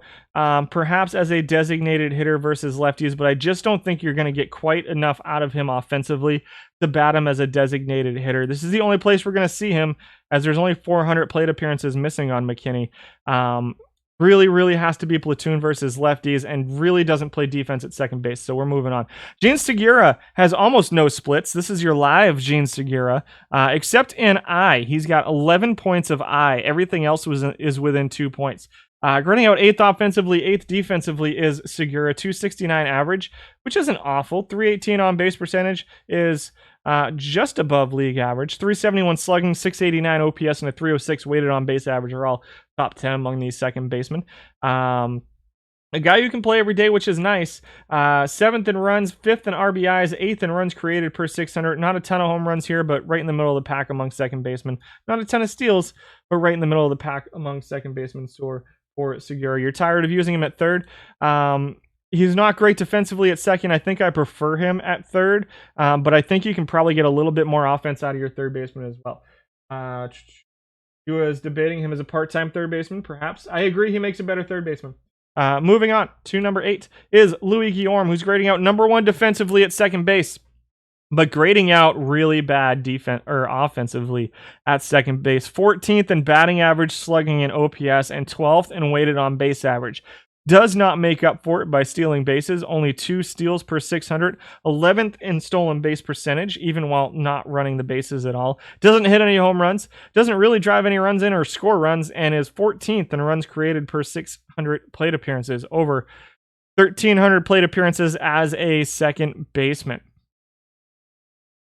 I like him better as a shortstop. We'll see where his offensive numbers match up against the shortstops and see if maybe he's worthwhile there. I know we have a defensive shortstop that is must play, for lack of a better term, but I just think that while Guillorme is very good defensively at second base, I really think you need to find a little bit more offense, because we're looking at, running a shortstop in Andrewton Simmons who's terrible offensively, a catcher in Hedges who's terrible offensively. You just can't have everybody in your lineup be terrible offensively, because you're going to lose 1-0. And so that's not any fun. Guillorme comes in at number 8 at second base. Number 7 is Tito Fuentes. So I've toyed with the idea of playing Tito Fuentes at second base against left-handed pitching. But again, there's not enough left-handed pitching for me to bother. And in most of your he's just mediocre. He doesn't really do anything great. He's not good defensively, but he's not terrible. The range is pretty bad for a second baseman, but he makes up for it a little bit with a really solid error rating and a pretty solid second base rating. But again, versus lefties, he's not going to hit for any home runs. The on-base percentage is going to continue to be pretty low. Even though he's a switch hitter, you get a little bit of gap versus righties, I guess. I don't love Tito Fuentes at second base either. Number 6 is Luis Arize. And everybody gets mad at me. Arize is grading out third offensively, 10th defensively, a 65 range, 60 turn double play, 55 error, and a 62 second base rating. Have him grading out 10th out of 14 defensively, which we can live with because we're really trying to get a little bit more offense, and Arize hits really well against right-handed pitching. I don't know if he's going to be your leadoff hitter. I'd like him as a number 2 in the order. He's not going to steal enough bases, in my opinion, to be a leadoff hitter with just 3 steals per 600. Norm isn't bad as a utility if you need defense as a backup, but his offense is Yes, use Fletcher instead. We'll see where Fletcher shows up. And trying to put you, Fletcher makes a wonderful second base lefty fielder. Why are you guys spoiling everything?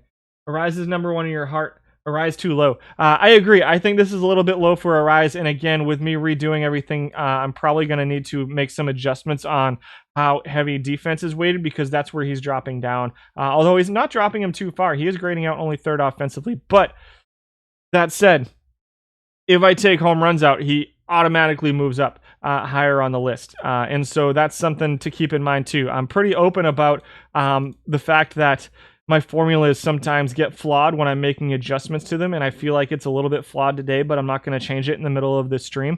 And I think that home runs is probably getting overweighted just a little bit, even though I tried not to have it overweighted.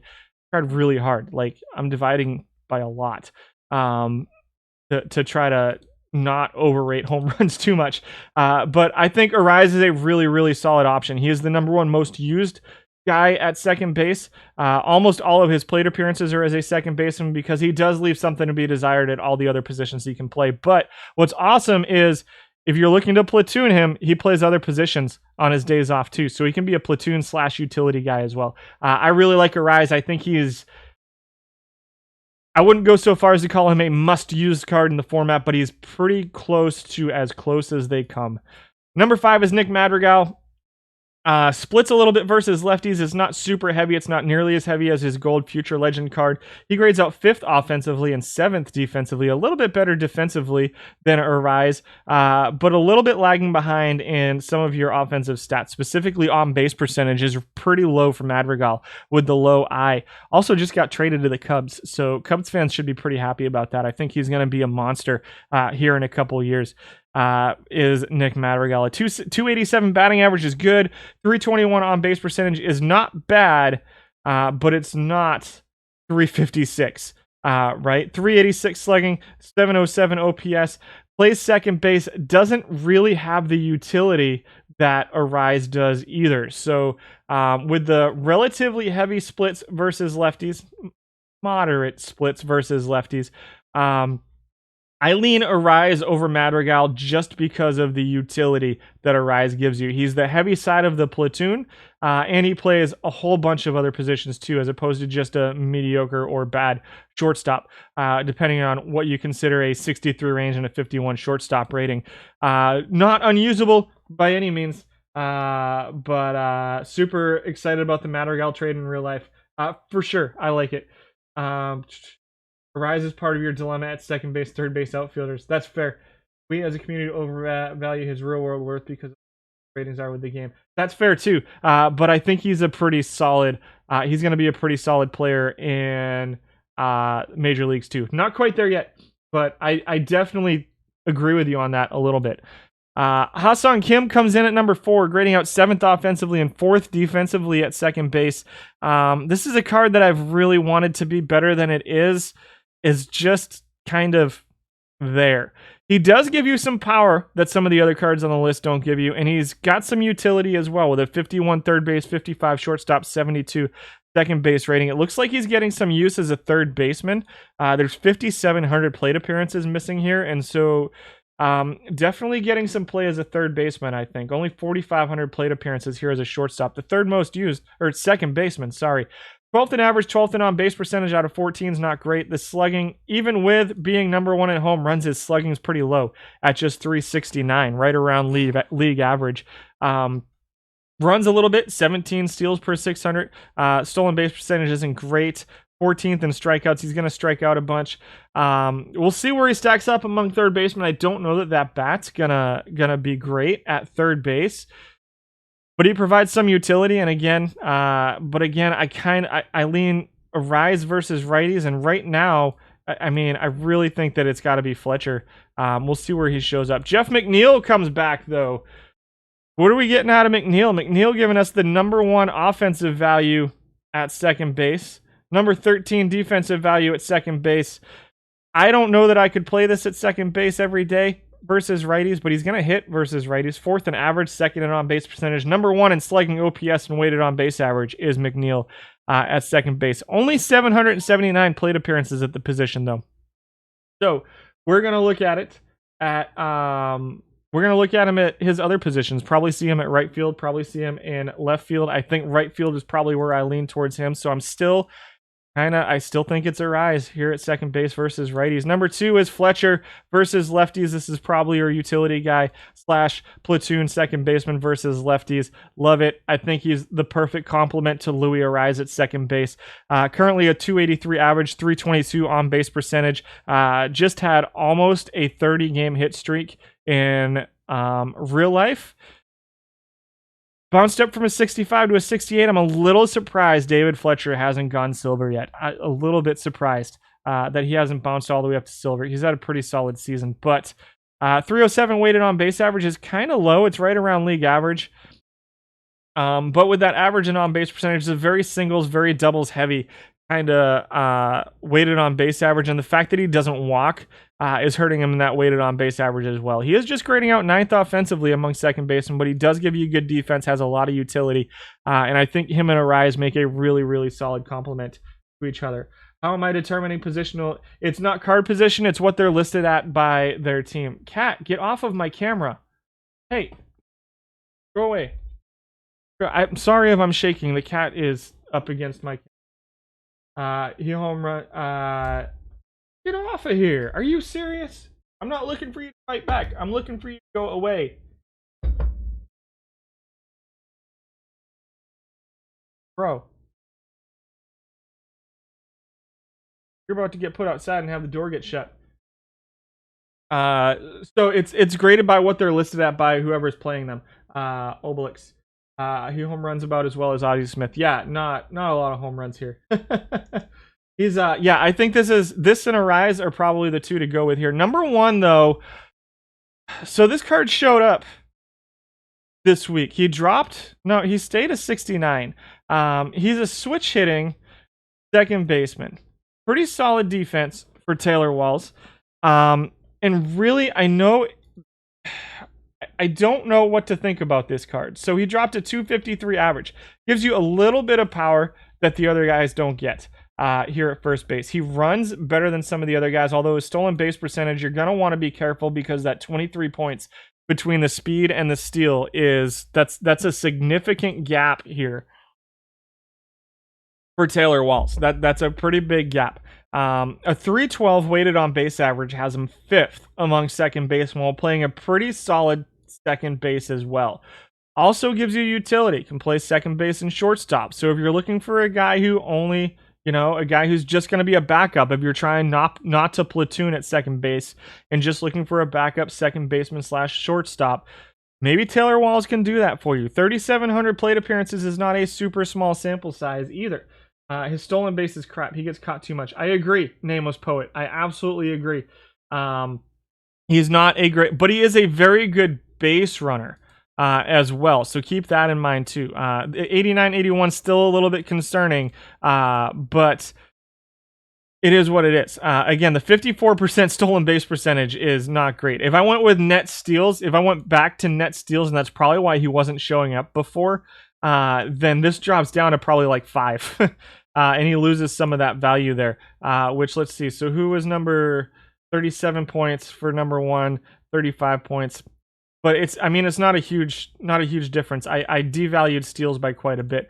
Doesn't ground into double plays, which is nice. Doesn't really, he's in the middle of the pack in walks, number 2 in walks, number 9 in strikeouts. So he doesn't strike out a ton. Walks a pretty good amount. His very light splits go towards the heavy side of the pitching side. I still think that Arize and Fletcher, I think Arize and Fletcher at second base is probably the way to go if you can do it, especially because even with platooning them, it's not a real platoon because they're your utility guy too. I think they're just a really, really perfect complement to each other. But for whatever reason, Taylor Walls is putting up pretty good numbers here as a second baseman, among other second basemen. Even with the 7th in home runs, though, the slugging isn't great at 355.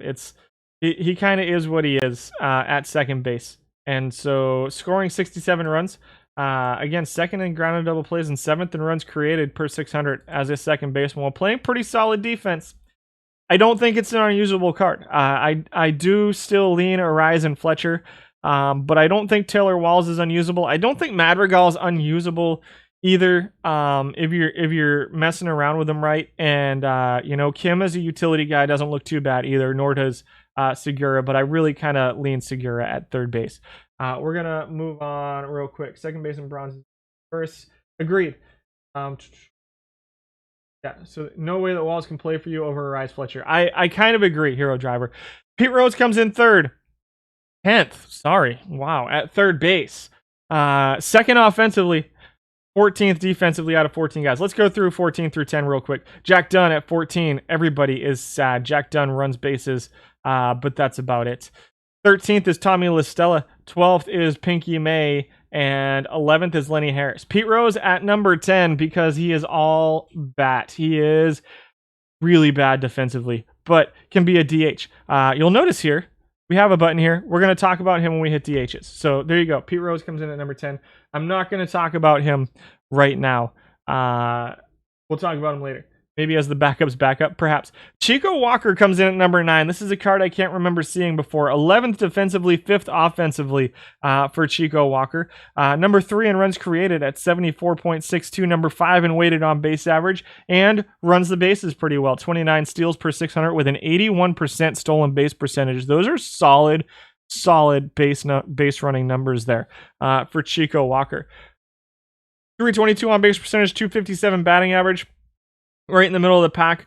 It's definitely valuable because of the way he runs the bases, because of as good as he is running the bases. If he was too much higher, he'd probably be overvalued. 7th in WAR, number 1 in grounded to double play avoidance. Does strike out a lot, but also walks a lot too. So keep that in mind for Chico Walker. I'm a little surprised to see. I'm a little surprised to see his walk number that high. Chico is a new card. Splits versus lefties, and pretty heavy too. So you're looking at 7 points of contact, 14 points of gap. The power splits a little bit towards righties. The eye splits a little towards righties, but you get 11 points of avoid K versus lefties. I think he is going to see a little bit higher weighted on base average against righties, but a better on base percentage and batting average versus lefties. Maybe not on base percentage. It's an interesting card. Could it play every day? Maybe. He might hurt your pitching staff, though. I think this is the kind of card that you really probably have to run Andrewton Simmons at shortstop if you're running Chico Walker at third base right now. But again, not unusable, I don't think. Number 8 is Build a Legend Beltre. Splits pretty heavy versus lefties, like really heavy versus lefties in power. You got 17 points of power, 10 points of eye, but 13 points of avoid K versus righties for Adrian Beltre. Second in home runs among third basemen at 19. Number 1 in slugging for Beltre, but 10th in average, 14th in on-base percentage, and 12th in defense. Is grading out 4th offensively among third basemen. Gives you a little bit of base running. 4th in weighted on base average. 5th in runs created for Beltre. He comes in at number 8. Again, I consider this a split versus lefties. You may vary depending on how important avoid K is to you. Number 7 is Art Shireen. Splits pretty heavy versus righties. He could be the strong side of your platoon if you're running it. Grading out 8th offensively and 6th defensively. So he does both offense and defense. He's your 7th most used third baseman. Only plays third base, though. So again, he's a strict platoon if you're playing him. And it's up to you to figure out if third base is a position that you can run that strict platoon. He's 4th in average, 2nd in on-base percentage, 6th in OPS, and weighted on-base average. You really want to be able to play him, but you can't. I agree, Hero Driver. I'm a pretty big Beltre fan in real life, too. Shireen is, again, solid versus righties. Decent defense at third base. Comes in at number 7. Number 6 is Live Geraldo Perdomo. Hey! No. Live Geraldo Perdomo comes in at number 6. 12th offensively, but giving you pretty good defense at third base. I think he's too high on this list right now. I think that his defense is pulling him up just a little bit more than I would like. But he is 4th in on-base percentage among third basemen and runs the bases. I mean, he can steal. The stolen base percentage is a little bit low. That 9-point difference between speed and steal is a little bit concerning. But he is 11th in weighted. Whoops. 11th in weighted on base average, 12th in OPS, 13th in runs created is not great. 12th out of 14 offensively at a position where I really think you need to be able to get some offense out of. I think that his defense is pulling up just a little bit too high on this list, but Perdomo comes in at number 6. Number 5 is Hassan Kim, so here he is. He's grading out 6th offensively at third base and 5th defensively at third base. I do like him here just a little bit better than second base. But he still is kind of what he is. Solid utility guy. I think it's going to be tough to fit him starting every day. Doesn't ground into double plays often. Solid RBIs. 11th in runs created, though. 7th in walks. 11th in on-base percentage at third base. His offense just doesn't stack up at third base the way it does at second base. Even if his defense is a little bit better at third base. For Hassan Kim. I think he's a really interesting guy as a utility option, but I have a hard time looking at him as a starter at this point. Number 4 is Jimin Segura, who is 7th offensively and 3rd defensively at third base. 6th, 9th, 6th, 8th, and 9th in your rate stats, 269 average, 318 on base percentage, 9th in weighted on base average at 306. 10th in runs created. What is he providing offensively? He gives you a little bit of steals, a little bit of power, but otherwise it's a pretty batting average on base percentage, heavy offensive value. Doesn't give too much of a split again, which is useful. It's just 11 points a eye. Everything else is basically right in line with each other, and he gives you pretty solid defense at third base. If I'm going to play Jimin Segura, I'm going to lean Jimin Segura here. Lenny at third base and Rose at DH. We'll see. Want him as a utility, just so bad, just not needed behind Fletcher. Yeah, I think the problem is that you get such a solid utility option out of the Fletcher Arize combination at second base that you really kind of have to look for a third baseman that's going to start every day. Can it be Jeff McNeil? Probably not. He's bad defensively. His offense is fantastic against other third basemen. 280 average, 3rd in on-base percentage, 2nd in slugging, number 1 in OPS, number 2 in weighted on-base average, and number 2 in runs created, while hitting some home runs as a third baseman. But that defense, I'm still leaning McNeil as a right fielder, not as a third baseman or an infielder. At this point, that infield range is just a little bit concerning to me. That said, if you're going to play him in the infield, I think third base is the way to go. I think that he's just too bad defensively at second base. Again, heavy splits versus righties, so keep that in mind. Gonna mash versus righties. He'll still hit versus lefties, I think, just won't be quite as good. Number 2 is David Fletcher.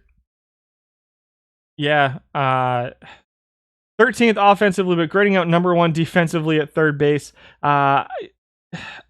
Again, I love him as a left-handed platoon at second base with the utility option as the backup. I don't see him as a starting third baseman. I think that on the days that your starting third baseman is tired, if you're facing a right-handed pitcher, then David Fletcher is a perfectly cromulent option. He comes in at number 2. Number 1 is Bill Sudakis. What? 8th defensively, 3rd offensively. 3rd in weighted on base average, 3rd in OPS, 3rd in slugging for Sudakis. 13th and 12th in average and on base percentage. He is getting all of this value because of power. He's a guy that is getting a little bit overrated because of home runs. He doesn't steal. He strikes out a ton. He walks a bit. Decent amount of walks. Still a pretty low on base percentage. I don't like him. Let's go back and look at Lenny real quick. You have tried him, but he's unusable. You think he's unusable, huh? I think that batting average, that on base percentage, there's only one spot in the order you can bat him, and that's like 5th. I think he has to be a number 5 hitter, or maybe a number 6 hitter for when he accidentally hits home runs, driving guys in. Does have a little bit of utility. Can play catcher and first base as well. It's a pretty small sample size on him at this point, so kind of is what it is. I suspect that while the home run number might stay the same, you might see that weighted on base average, the OPS dip just a little bit, just because he is so one-dimensional. It's a very, very, very one-dimensional card to me. And so second in RBIs, 4th in runs created isn't awful. Grading out number 1 in WAR, which isn't getting calculated into the overall value right now. I just realized. So yeah, that's interesting. But Sudakis at number 1, I don't like it. Let's see. we saw Lenny Harris. I like Lenny Harris versus righties. Grading out 10th offensively, but 7th defensively. I think people are probably trying to use Lenny Harris every day, which I don't think is going to be terribly helpful to him. But still, number 2 in average, number 5 in on-base percentage, while giving you capable defense at third base. I like the idea of Lenny Harris at third base every day, and then Fletcher or Arize backing him up. You have Papa John's. We do pitchers first, or are they yet to come? Pitchers will be last. Was as a Walker for when he gets on base. Yes, that's fair. Jason, no, I don't think he's Jason's dad. Worth keeping an eye on. Sample size too small. Yeah, I'll keep an eye on him. But again, I agree that sample size is too small. Let's do shortstops real quick. I think we know who you guys are using the most at shortstop. We'll talk about it as we go through. Alcides Escobar comes in at number 10, 9th defensively, 7th offensively. Shortstop is where defense is really the most important to me, and so a guy like Escobar with a rated 9th defensively loses a lot of value there, especially since he's not really giving you a lot of offense. This is a 2012 snapshot. Alcides Escobar. He is 3rd among shortstops in batting average, but everything else is pretty bad here. 4th in runs created, doesn't hit any home runs. Middle of the pack in steals out of 10. There were only 10 qualifying shortstops. And Escobar with a small sample size of 774. Number 9 is Tony Fernandez, build a legend. Maybe a platoon option versus lefties. Grading out 7th defensively, 4th offensively for Tony Fernandez. Number 1 in on-base percentage and runs the bases. Only plays shortstop. Escobar only plays shortstop, which limits their usefulness. Madrigal comes in at number 8. I think that's probably pretty accurate for Nick Madrigal. His offense is pretty solid among shortstops, among people qualified and at shortstop, but the defense is a step behind. 8th out of 10 defensively at defense at shortstop. Again, if you're running Madrigal, it's probably as a left-handed side of a platoon or versus lefty side of a platoon at second base and then a backup utility guy. And this is where he falls on the shortstop list, is at number 8. Number 7 is Charlie Dexter. 10th defensively, maybe a solid pinch hitter with backup shortstop every now and then. I think that's where a lot of people, where the 685 plate appearances for Charlie Dexter at shortstop are coming from. He is number 1 offensively among guys who can play shortstop. But I don't want to play in shortstop every day. Number 6 is Jose Vizcaíno. Remember this guy? I still kind of like this card. His offense is kind of fallen by the wayside just a little bit. 6th in average, 300 on base percentage, not getting as much play as he used to. Slugging percentage at 8th, OPS at 9th, weighted on base average at 9th. And his defense has dropped down to 3rd. And so he's not elite defensively. And so at this point, where he's not giving a ton of offense and he's not elite defensively, you may as well just go with the elite defensive guy, right? Right? Hold that thought. Vizcaíno at number 6. Again, 6th in batting average, 9th in on-base percentage at 300. 639 OPS, obviously not great. Well below league average. A 285 weighted on-base average isn't great either. Doesn't really hit any home runs. Doesn't really steal any bases. 76 range, 83 error, 66 shortstop rating. He kind of is what he is at this point. I apologize. My bad. I feel like I'm going to be apologizing for this card for years. Hassan Kim comes in at number 5, 3rd offensively, 6th defensively. Again, solid utility, not a starter at shortstop. Let's just move on. We're not going to talk about Hassan Kim all day long. Andy Stankiewicz comes in at number 4. 5th offensively and 5th defensively. The 75 range, 63 error, 67 arm, 62 turn double play with a 60 shortstop rating. Capable, usable, not elite at shortstop. Splits versus lefties, pretty heavy splits versus lefties. I think that you might be able to get a little bit more out of him than this. Plays second base as well. Not great at second base is the issue there. 5th in average, 3rd in on-base percentage, 3rd in OPS, and 3rd in weighted on-base average for Stankiewicz. 2nd in runs scored, 5th in runs created as well. Will accidentally hit a home run every now and then. Can steal bases. Capable base stealer. Not elite. Not even really above average. I'd call him average. Not going to kill you on the bases. Stankiewicz comes in at number 4. Number 3 is David Fletcher. We've beaten him over the head enough that I think we know what his usefulness is. Solid backup option / utility infielder. Number 2 is Luigi Orem. So Luigi Orem. Let's talk about him then, shall we? Defensive value at 33.48 is second among shortstops. 239 batting average, 333 on base percentage, runs created of 59. That is ninth. It is not good. He's not a good offensive card. He's a decent defensive card at shortstop. Number 1 is Andrewton Simmons. At this point, I really think he's probably the way to go. You're looking at a 237 average. We know he's not great offensively, 287 on base percentage, but of the guys who are better than him offensively, Fletcher is just doesn't stack up against him defensively. Stankiewicz just doesn't stack up against him defensively. He's not the black hole that Hedges is at catcher either. He's not good offensively, so don't take that as me saying he's good offensively. A 270 weighted on base average is really, really, really bad. A 601 OPS is really bad. 51 runs created is not great. He grounds into double plays a lot. Not great. Ninth in runs, seventh in RBIs for him. Third in home runs among shortstops. None of these shortstops hit home runs. Doesn't really run the bases all that well either, but he's elite defensively. Orem? It's pronounced E. Orem. Orme. Orme. Luigi Orem. Got it. Nailed it. First try. Surprising. No one at shortstop. Yeah, and he's not JBJ offense bad either. Again, I'm not going to go so far as to say it's a must-have, but he's going to help your pitching staff out. But if you're running a Simmons, Hedges, shortstop, catcher combination, you better be looking for some really, really, really good offense elsewhere. I'm going to take a break. I'm going to go refresh my coffee. Wow, it's already 12:46. I'm going to go refresh my coffee. I'll be back in just a minute.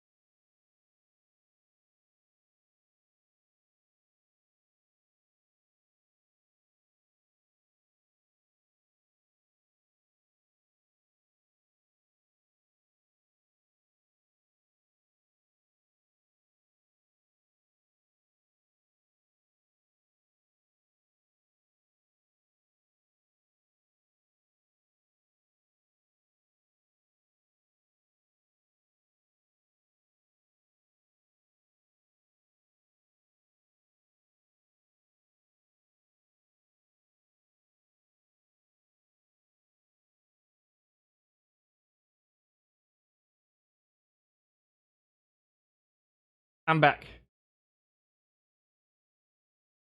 Every week I'm surprised it's so late. A break, how dare I? Those two are a black hole at the back end of your lineup. That's fair.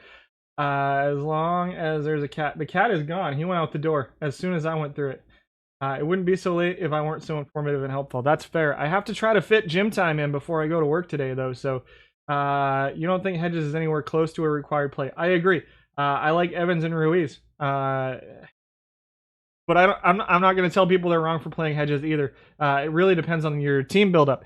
As a Brewers fan, the JBJ comment cut deep. As a Red Sox fan, the JBJ comment cuts deep too.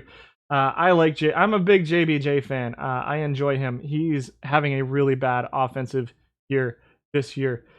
Pitchers on Wednesday. No, I have other stuff to do on Wednesday. Let's do left fielders.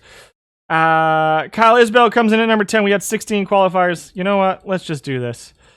Wiggins at 16.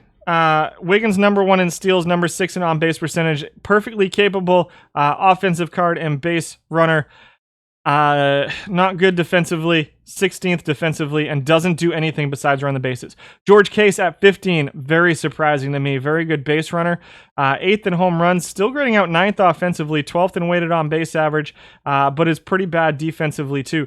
Coming in at number 15 among left fielders. Number 14 is Matt Merton, rookie sensation. 13 is Jose Tabata, who's number 1 defensively, but splits versus lefties and doesn't do that particularly well.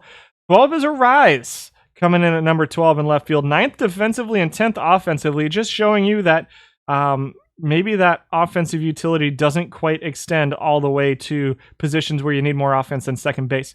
Number 11 is Scott Podsednik, grading out number 6 defensively, 12th offensively. And we get into the top 10. Number 10 is live Kyle Isbell. 14th offensively, but 5th defensively. Isbell plays multiple positions. 14th in average, 13th in on-base percentage. I really think from your starting left fielder, you need more offense than a 309 weighted on-base average, especially if you're running Hedges and Andrewton Simmons. I don't think Isbell's a guy who's going to fit in your lineup very well. Does run the bases, does have a pretty low stolen base percentage, though. 8th in home runs per 600. And 14th in strikeouts and 8th in walks, 14th in runs created. Not great offensively for Isbell, decent defense. Number 9 is Build a Legend Hal McRae. Pictures on Thursday. Looking back at first base, Lubel at 17th cuts me real deep. Yeah, I think that formulas are going to get adjusted just a little bit.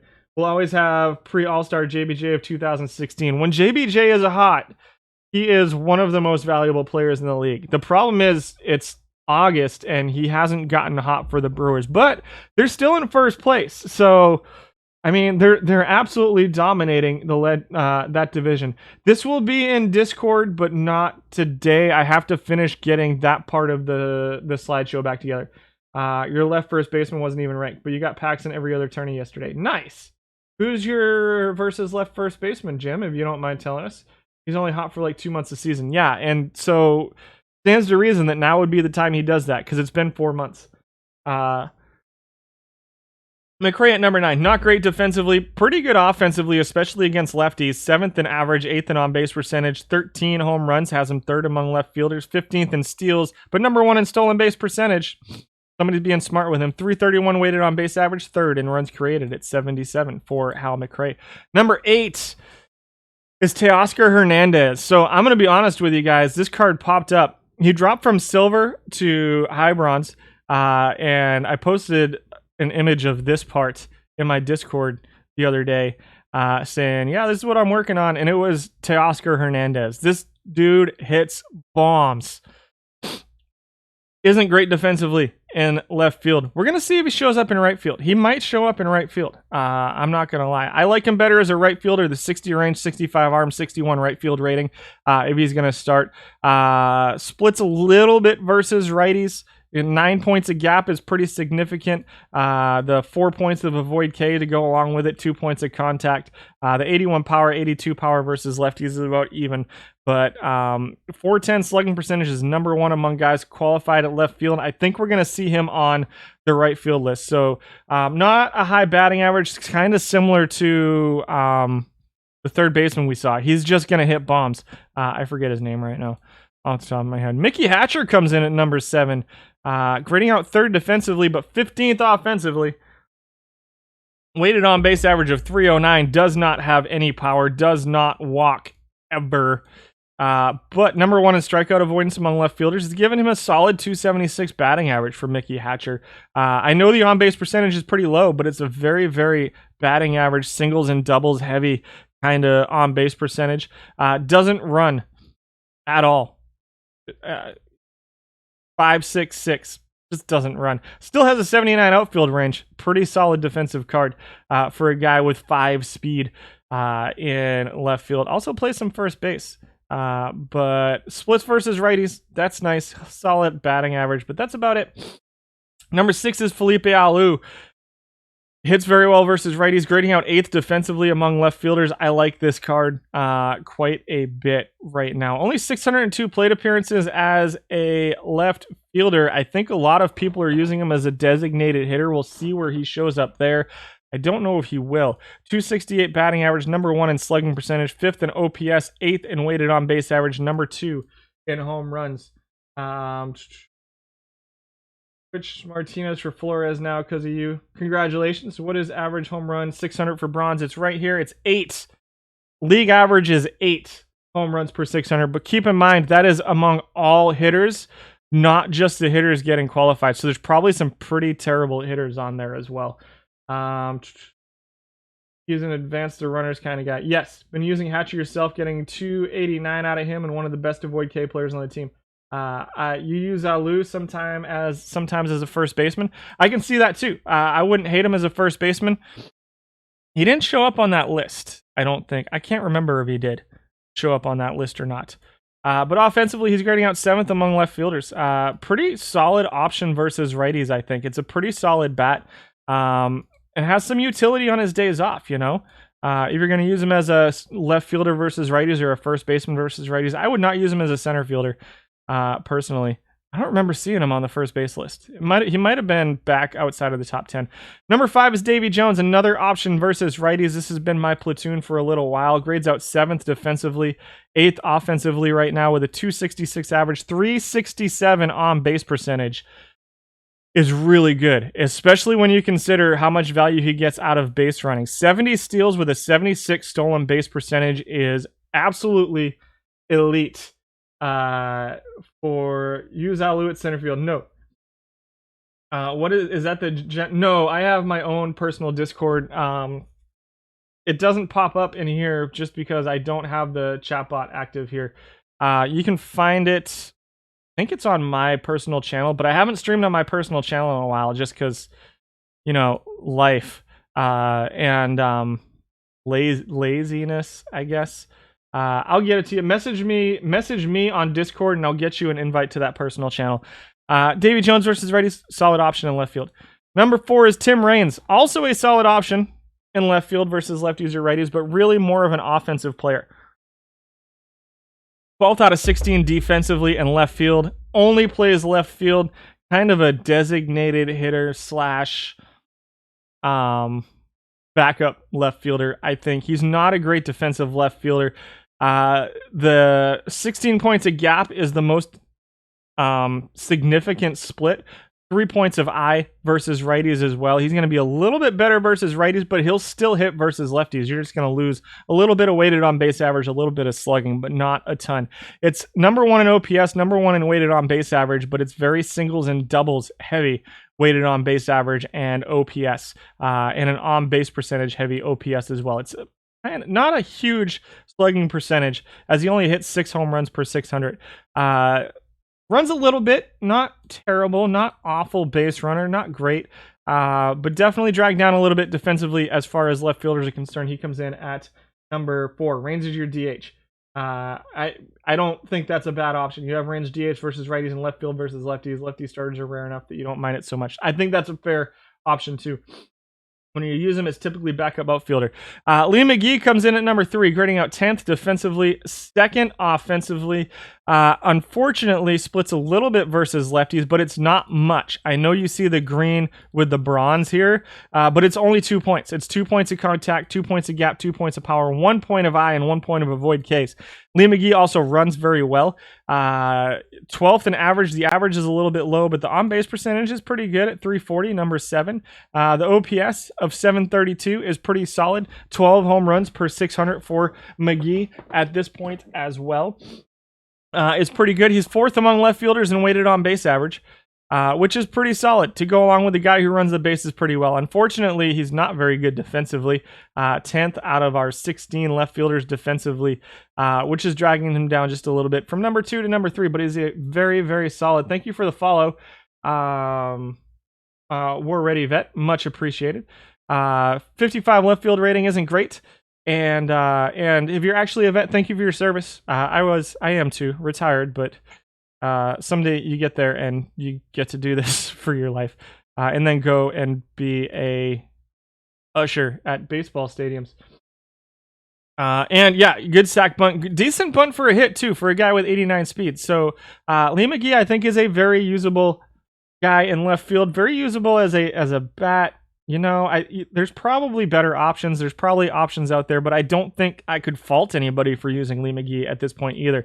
Number 2 is Live Taylor Trammell, which it would be really nice if Live Taylor Trammell would provide anything of value to my fantasy team. I know I've talked about the fantasy team a lot, but it's been on my mind lately with our trade deadline coming up. Offensively, he's grading out 5th. We're going to try to figure out why. Defensively, he's grading out 4th in left field. Good range, good error rating. The arm's a little bit low, but he's a left fielder. Solid 82 left field range. Offensively, he's putting up a 346 on base percentage, which isn't bad. A 321 weighted on base average is a little bit surprising to me that he's that high. Above league average. 10 home runs is right in the middle of the pack, top half among left fielders. Solid base running ability as well, top half among left fielders there, while giving good defense. It's a usable live card, guys. I think walks a lot. He's gonna strike out some. He won't ground in double plays, which is nice. 5th in runs created per 600 among left fielders, which is pretty solid while playing good defense. I think it's a usable card. I really think Trammell is a usable card. He should be an iron, you think? This card would crush iron. Obviously, the ratings would change. But yeah, he should probably drop to iron. He's been up and down, hurt a little bit over the course of the season too, though. So I'm still hopeful. I'm keeping him. He's one of my keepers for next year. I do not have a good team. I don't expect to compete until about 2023. He's been really bad in real life. I agree. He should probably drop down to iron at some point. One of those unexciting cards that gets the job done. I agree. It just looks like it should be junk, but it's not. It's a decent card. Number 1 is Dan Gladden, who's my versus left. It's probably all me. Splits, really heavy splits versus lefties. Really good defense. Really heavy splits versus lefties. If you can somehow get a straight platoon of Dan Gladden versus lefties and fit it on your team, he's going to mash for you against lefties. The problem is he's a very limited use card. So I totally get why he's not getting more use by people. I love him versus lefties. 5th in home runs, 7th in steals, almost 30 steals per 600. The stolen base percentage a little bit low right now at 12th. 268 average. 408 slugging, 6th in OPS, 7th in weighted on base average, while giving you pretty close to elite defense in center field, or not center field, left field. Dan Gladden comes in at number 1. I am still running a Dan Gladden, Davy Jones platoon to this day. I don't know if I'm going to change that. I might change it up. I need to change the team up at some point. So those are your left fielders. Center fielders, let's get through all the outfielders, and then I'll take your requests for who you want to see. Mike Cameron comes in at number 10. We had 18 qualifiers. Cameron's at number 10. Splits pretty heavy versus lefties. Plays decent defense, but not great. Right around the midpoint defensively. I really think if you're using Cameron, it's probably as a designated hitter. I don't love him defensively in center field. I don't hate him defensively in center field. But you're going to need solid defense around him, too. He's not a center fielder who's going to make the other players around him better. Sadly. 9th in OPS and 11th in weighted on base average for Mike Cameron. Number 9 is Maurice Archdeacon. This is a card that pops up here and there. Grading out 15th defensively, but grading out 5th offensively over 1,500 plate appearances right now. Number 1 in weighted on base average. 282 batting average. And a 384 on base percentage to go along with a 328 weighted on base average over 1,500 plate appearances for Maurice Archdeacon. Somehow getting 20 steals per 600, which is good with a 76% stolen base percentage. There's a lot of steals going on in center field here.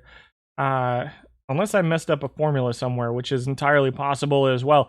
Strikeouts he's 11th out of 18 in strikeouts, but number 1 in walks. With that 74i, and again with 75% almost right-handed pitchers in the format, I don't know if he keeps it up, but definitely usable offensively. Sadly, not terribly usable defensively in center field. If this was a left field card, I'd be all over it. But since it's center field, I don't think you're going to see him get too much play. The weighted on base average low. It's very singles Very, very, very singles and walks driven, which is why you're seeing that weighted on base average so low, is because singles and walks are so devalued and weighted on base average. You're talking like I don't remember the formula off the top of my head, but it's like 0.72 times walks and 0.82 or something times singles, which is why you're seeing that weighted on base. There is no power here. And he's not an elite base runner either. He's, decent stolen bases, but not elite. And so I don't expect to see Archdeacon get too much more use. Lee McGee, not usable in center field defensively, 1,239 plate appearances. I would not use him in center field. Offensively, he matches up favorably versus the other center fielders for sure. I just can't justify that defense in center field for me. You lost a final where Archdeacon hit 4 home runs in 6 games. That doesn't even make sense. You use Archdeacon every day or Gladden every day? Jim Smith. Sorry, that might have been a minute ago. Did any of them actually leave the park? Were they all inside the park? Yeah, that's crazy. Rocco Baldelli comes in at number 7. This is a card I really want to love. He's just kind of mediocre. He's not that elite defensive center fielder. I'm a big fan of Rocco. He's a local kid from where I grew up, so I've always kind of followed his career. Splits versus lefties, which is sad, not terribly usable in the format, but I think he provides good defense in center field. He's just another one of those guys that's kind of very, very, very one-dimensional. He can only be played as a center fielder versus lefties. The splits are just too big for me to play him every day, and he's not an elite center fielder, and he's not an elite bat that's really gonna take your team over the top, I don't think. 5th in batting average, though, 14th in weighted on base average, is grading out 4th defensively among center fielders, so there's that for you. Get down, for crying out loud. Chair is broken. Don't need you. Sorry, doesn't walk. Strikes out quite a bit, and it's just kind of okay. He's getting a lot of value defensively, and I just don't think the offense is enough, especially since he's not a utility guy on his days off. I do really like him versus lefties. He's just so niche. Who's the better defender in center field? We'll see. The cat is the MVP of this stream. Yes. We'll see how much longer he lasts. Mike Felder at number 6. Splits pretty heavy versus lefties, provides mediocre defense, not good defense, grading out 4th offensively over 1,500 plate appearances. Well, we'll call it 1,900 plate appearances. 266 average, 393 slugging. He is your 10th most used center fielder, but that defense, again, is pretty bad. But the nice thing is he gives you some utility. He plays some left field as well. Number 1 in slugging percentage. So nice. Thanks, Mike Felder. Decent base runner, too. Almost 30 steals per 600 with 60% stolen base percentage. Mike Felder comes in at number 6. Number 5 is live Cedric Mullins, grading out 7th defensively, 9th offensively. Another one of those cards that kind of looks like it shouldn't be any good, but is doing some work. Not a ton of work. I don't know that I'd recommend using him. 5th in slugging percentage, 7th in OPS, 9th in weighted on base average. If he was just a little bit better defensively, I think it would be a very usable card. But because there's cards that are similar offensively while providing a little bit better defense, I think that Mullins probably falls down the usefulness list just a little bit. I don't think it's unusable, though. Yes.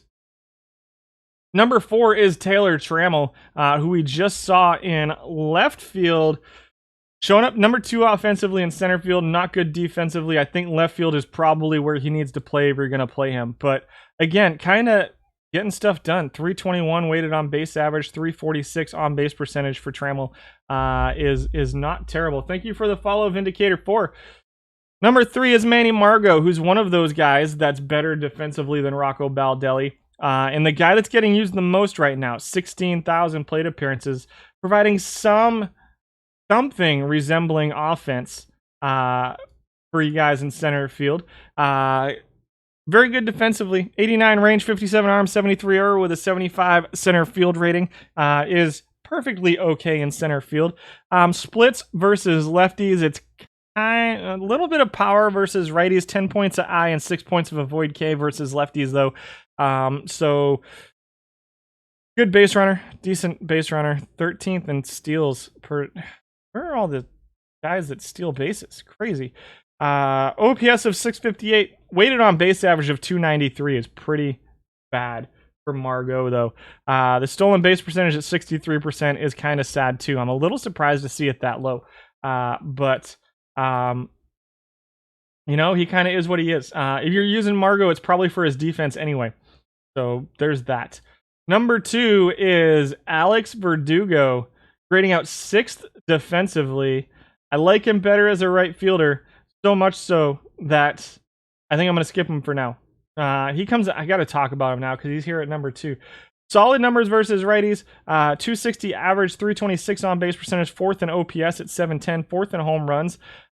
So if you can live with a 54 rating, like a 70 range in center field isn't the worst thing in the world. An 83 arm, a 68 error in center field for Verdugo. If you can live with a 54, then yeah, this is all after the ratings update last week. If you can live with a center field rating of 54 with decent range, you're going to get some offense out of Verdugo. He's 6th offensively among center fielders. It's not a stolen base heavy offense, though. It's very power driven. So here's some of your runs. 7th in runs created, number 1 in RBIs, 4th in OPS, 6th in weighted on base average, 4th in slugging for Verdugo. Solid offense out of a guy who can play center field and be a utility guy. Splits pretty heavy versus righties. So keep that in mind. You're going to need probably to platoon him to really get the most effectiveness out of him. Number 1, I have no idea who this is. Thomas Howard comes in at number 1 again. I keep wanting this card to stink. I really, really want this card to stop being effective. I think this is the second time he's shown up at number 1 on the bronze center field list. Nobody wants to use him. No, I don't blame them for not wanting to use them. It's not a great looking card.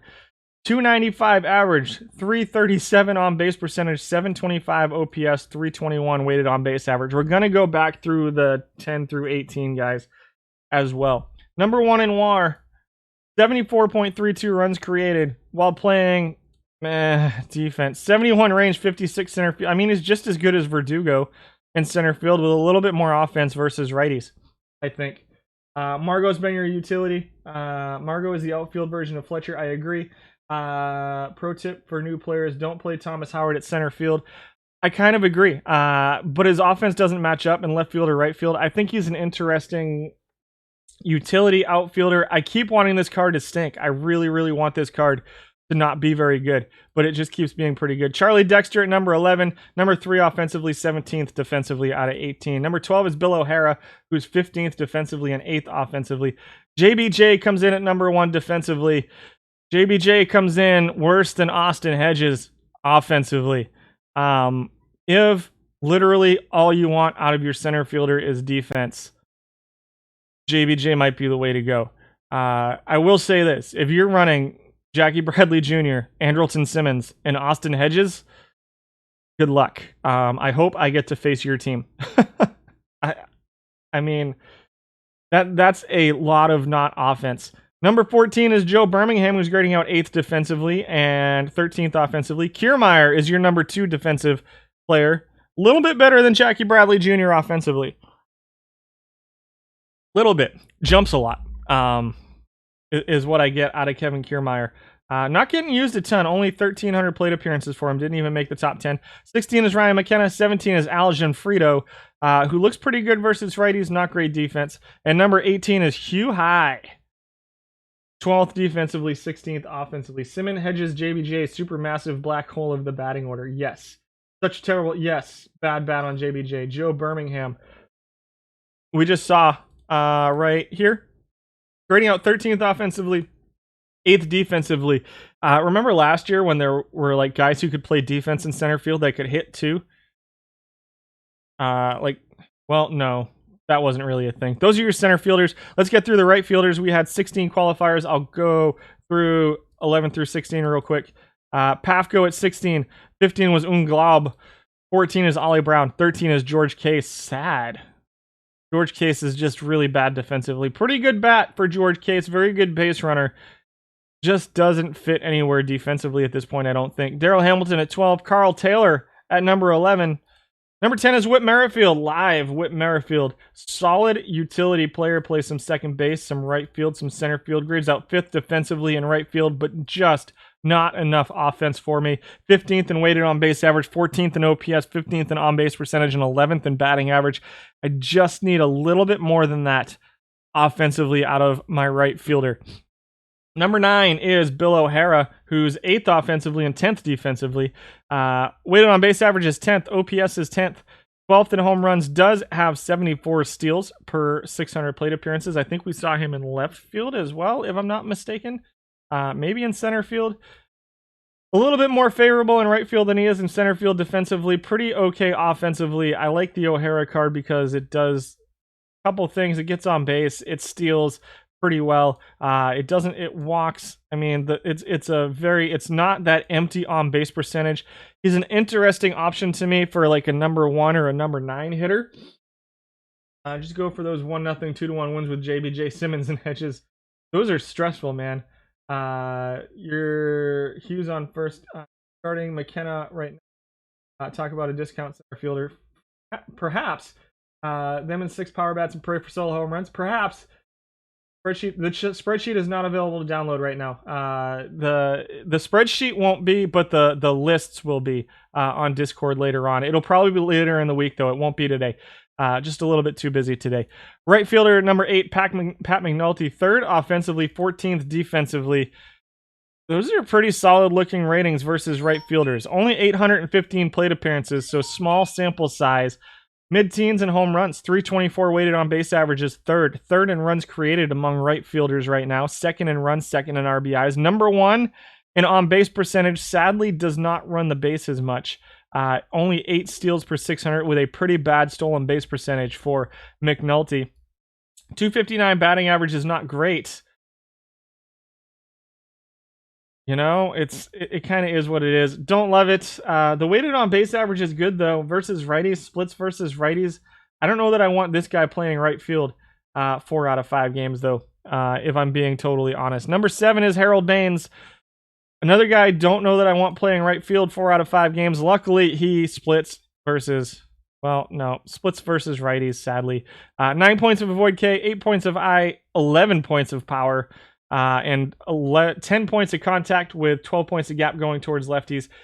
Baines hits versus righties okay. He's 4th offensively, but 12th defensively. A little bit concerning to me defensively.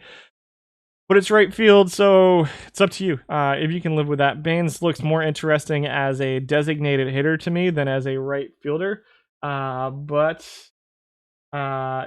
you get top 10s without...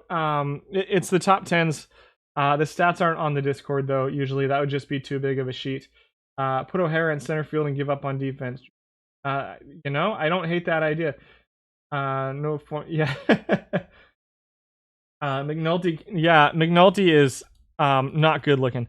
Number 5 is Manny Margot in right field. He's here because defense, not good offensively. If you're playing Margot, I highly recommend him in center field as opposed to right field, where his offense matches up just a little bit better. Right field, I think you really need to get more offense than you're going to get out of Margot. Number 5 is Jeff McNeil. Here he is, guys. Number 1 offensively in right field. Number 9 defensively in right field. Number 1 in average, 2nd in on base percentage. Number 1 in slugging, OPS, weighted on base average. I really think this is where McNeil fits best if you're going to play him, is versus right-handed pitching in right field. It's going to be where he's going to hurt you the least defensively. And I don't think his bat is quite good enough to be straight offense, but maybe it is. Maybe he's a solid DH option as well. We'll see where he pops up on that list as we get through here in just a second. Jeff McNeil at number 5. Number 4 is Oscar Hernandez. As I mentioned, his defense matches up a little bit better here in right field, and the offense is grading out at number 2. Again, it's a very, very slugging heavy. He's getting bonus points for the fact that he's one of not very many players who hit 20-plus home runs in bronze. The on-base percentage, batting average are both pretty low. It's really it's home run or bust for Hernandez. It's a very one-dimensional bat, which is a little bit sad. I mean, he's an okay base runner, not great. 315 weighted on base average, 714 OPS, number 2 in runs created among right fielders at 77.10. He comes in at number 4 overall. The avoid K hurts your eyes. Yeah, the avoid K is really it really bothers me. I hate strikeouts. I dislike strikeouts a lot. Brett Phillips comes in at number 3. Number 1 defensively is Brett Phillips in right field. 80 range, 84 arm, 65 error, 91 right field rating. He is your number 1 defensive right fielder. Splits, yuck. 4 points of contact versus righties, but that's not good. 2 points of gap, but a 48. 8 points of power, 63 power, and a 70 eye. I've seen worse profiles do okay in bronze. 18 avoid Ks, 205 strikeouts. He's going to strike out 1.5 times a game for you guys. Once every 3 plate appearances, 210 batting average is just not a good offensive card in my mind. I don't know that I can get on board with this card. He hits home runs, middle of the teens and home runs, and he runs well too. So there's that. He's a better defensive right fielder than JBJ. JBJ didn't get enough plate appearances in right field to qualify. Perils of live hitting, 3 true outcomes. Yes, he's done much better for you than you expected. He is a great out of the park streamer. Brett Phillips, yeah, because he streams with the team, right? The defense is awesome. You know, I'm gonna be honest with you guys. I'm more interested in this card as a center fielder than I am as a right fielder. 80 range, 84 arm, 65 error with a 70 center field rating. He doesn't have any plate appearances as a center fielder, but with 65 runs created, who was number 1 in runs created? Was 81. 65 would put him, well, not great. There's some decent offense in center field, so maybe I was off base there. But with that kind of power, who knows? That's a terrifying bat to me, though. There's nothing I dislike more than loading the bases, having a guy strike out, and then grounding a double play. And that's the kind of card that can make stuff like that happen.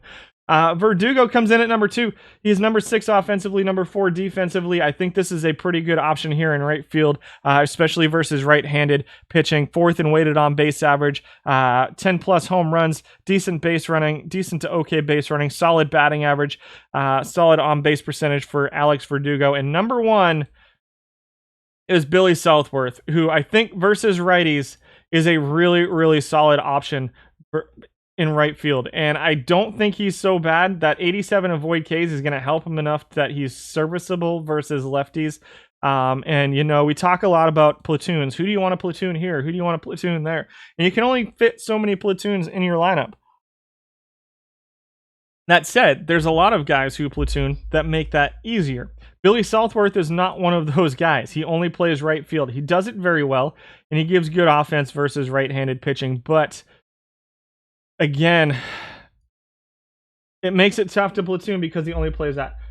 Is Louis Barrera on the list? Let's see. Let's go backwards through these guys. It was Taylor, Hamilton, Case, Brown, Unglaub, Pafko. Not on the right field list. We'll look him up in just a second. Who's the versus left-handed pitching right fielder? Maybe Case.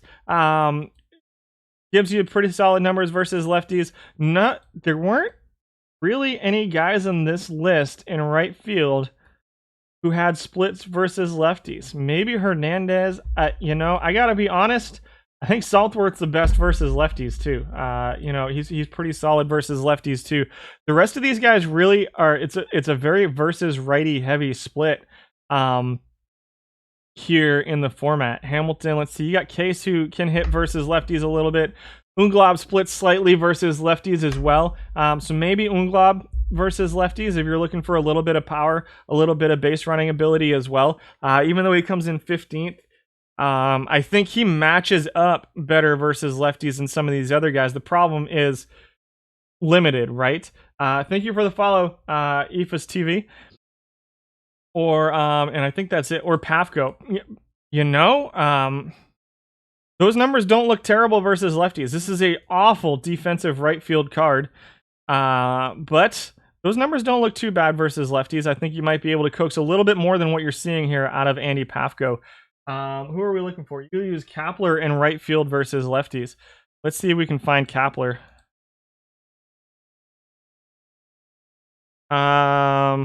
Yeah, it looks like it was just a mix. So he 279 average is solid, 330 weighted on base percentage, 334 weighted on base average, over 600 plate appearances. Let's check that card out. Gabe Kapler. Solid splits versus lefties. I can see it. Decent right field, 65 range, 53 error. The arm's a little bit concerning, but I can see that card being usable. Does Dexter show up in right field at all? I think he did. Not there. Here. Dexter was... No, he did not. Did not show up in right field at all. He's a check Ethan Allen versus lefty. Yeah, Kapler looks interesting. Check out Ethan Allen versus lefties. Let's see what we got on data for Allen.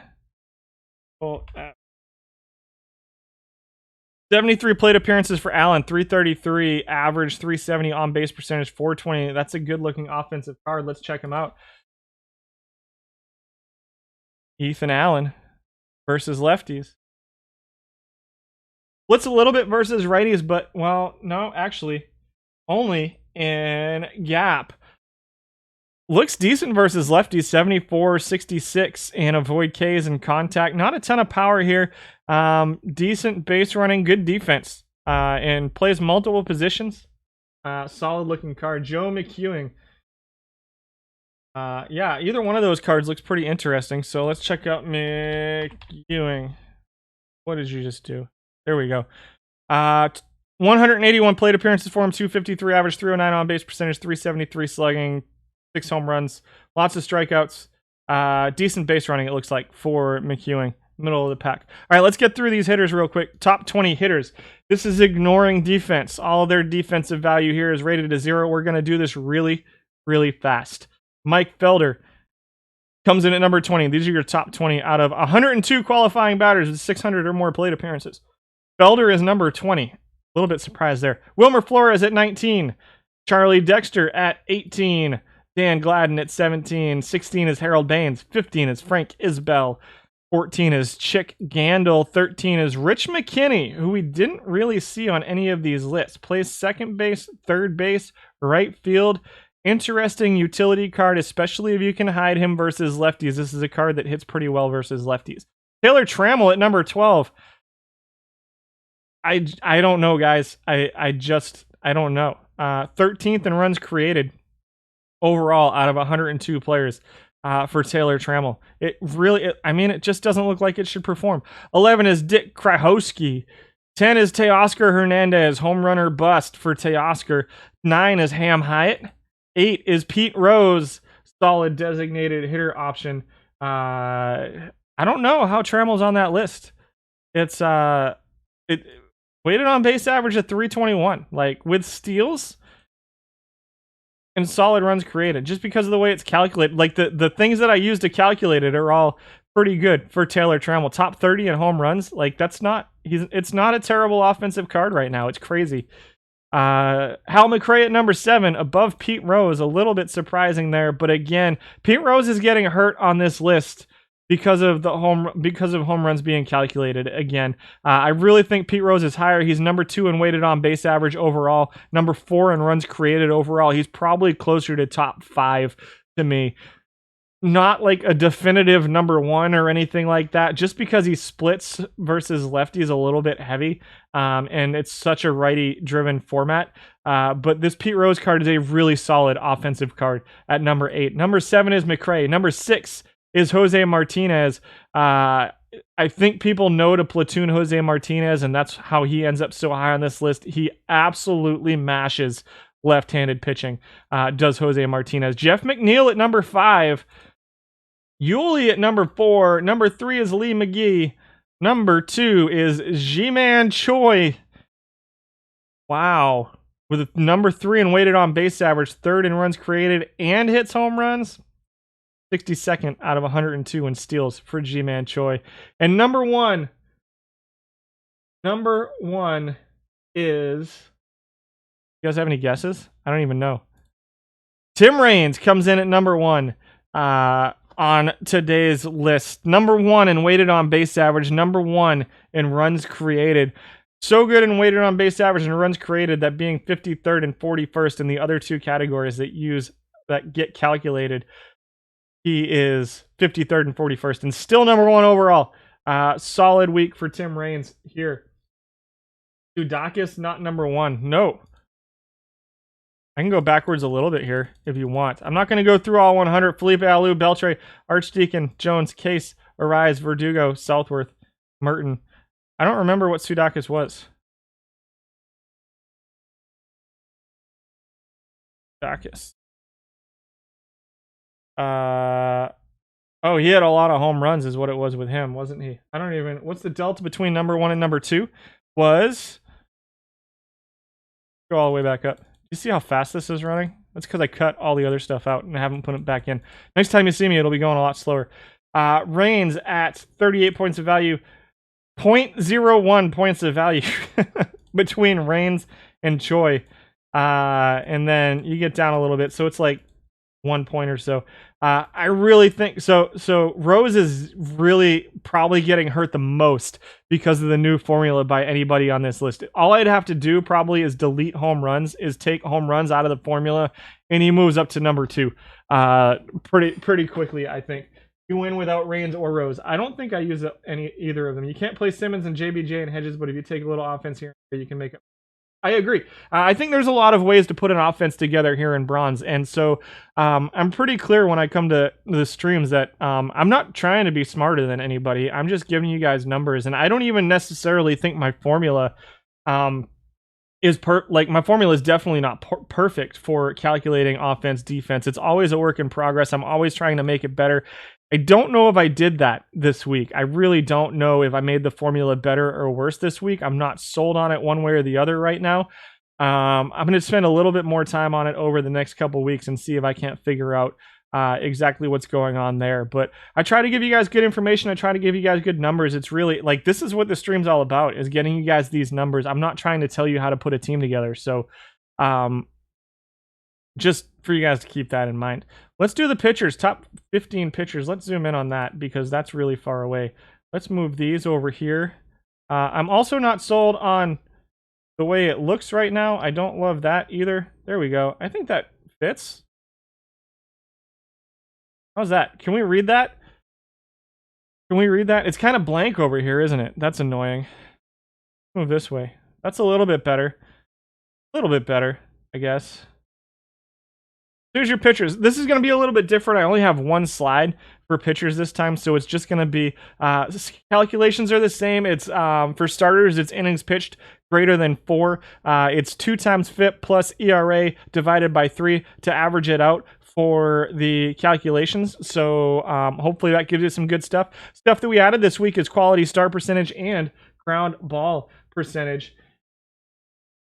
Yes, Bronze is super competitive. Your team is playing against at least 2 dozen teams that could win the tourney every time out. Agreed. You think some pitchers are close to required. I agree. You lose and it's my fault. I agree. You're probably right. And I can't afford a lawyer either. So if you want to pay for packs or something. So let's see. 55 win percentage is 20 packs a day, at least. Yeah, that's fair. That's the best you can do over a long tournament set. Agreed. Bronze is super competitive.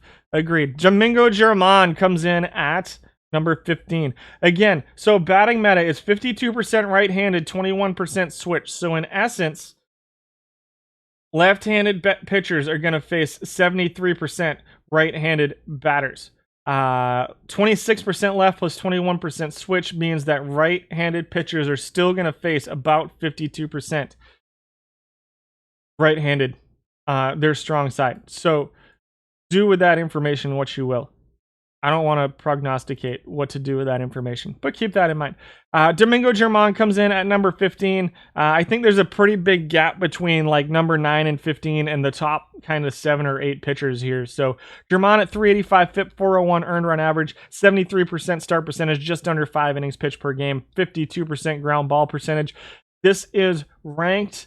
The higher ground ball percentage has a better rank. I am not sure that I want to leave it that way. I might flip it the other way around. In Bronze anyway, just because home runs are such a thing, I know that fly ball percentage is actually reduces batting average on balls in play here in Bronze. and in any format, really. But for now, the higher ground ball percentage, because I like ground ball pitchers, has a better rank. So at 52%, he's at 26th out of, oh my, I don't know how many qualifiers there are. Here, let's do it right here. Equals.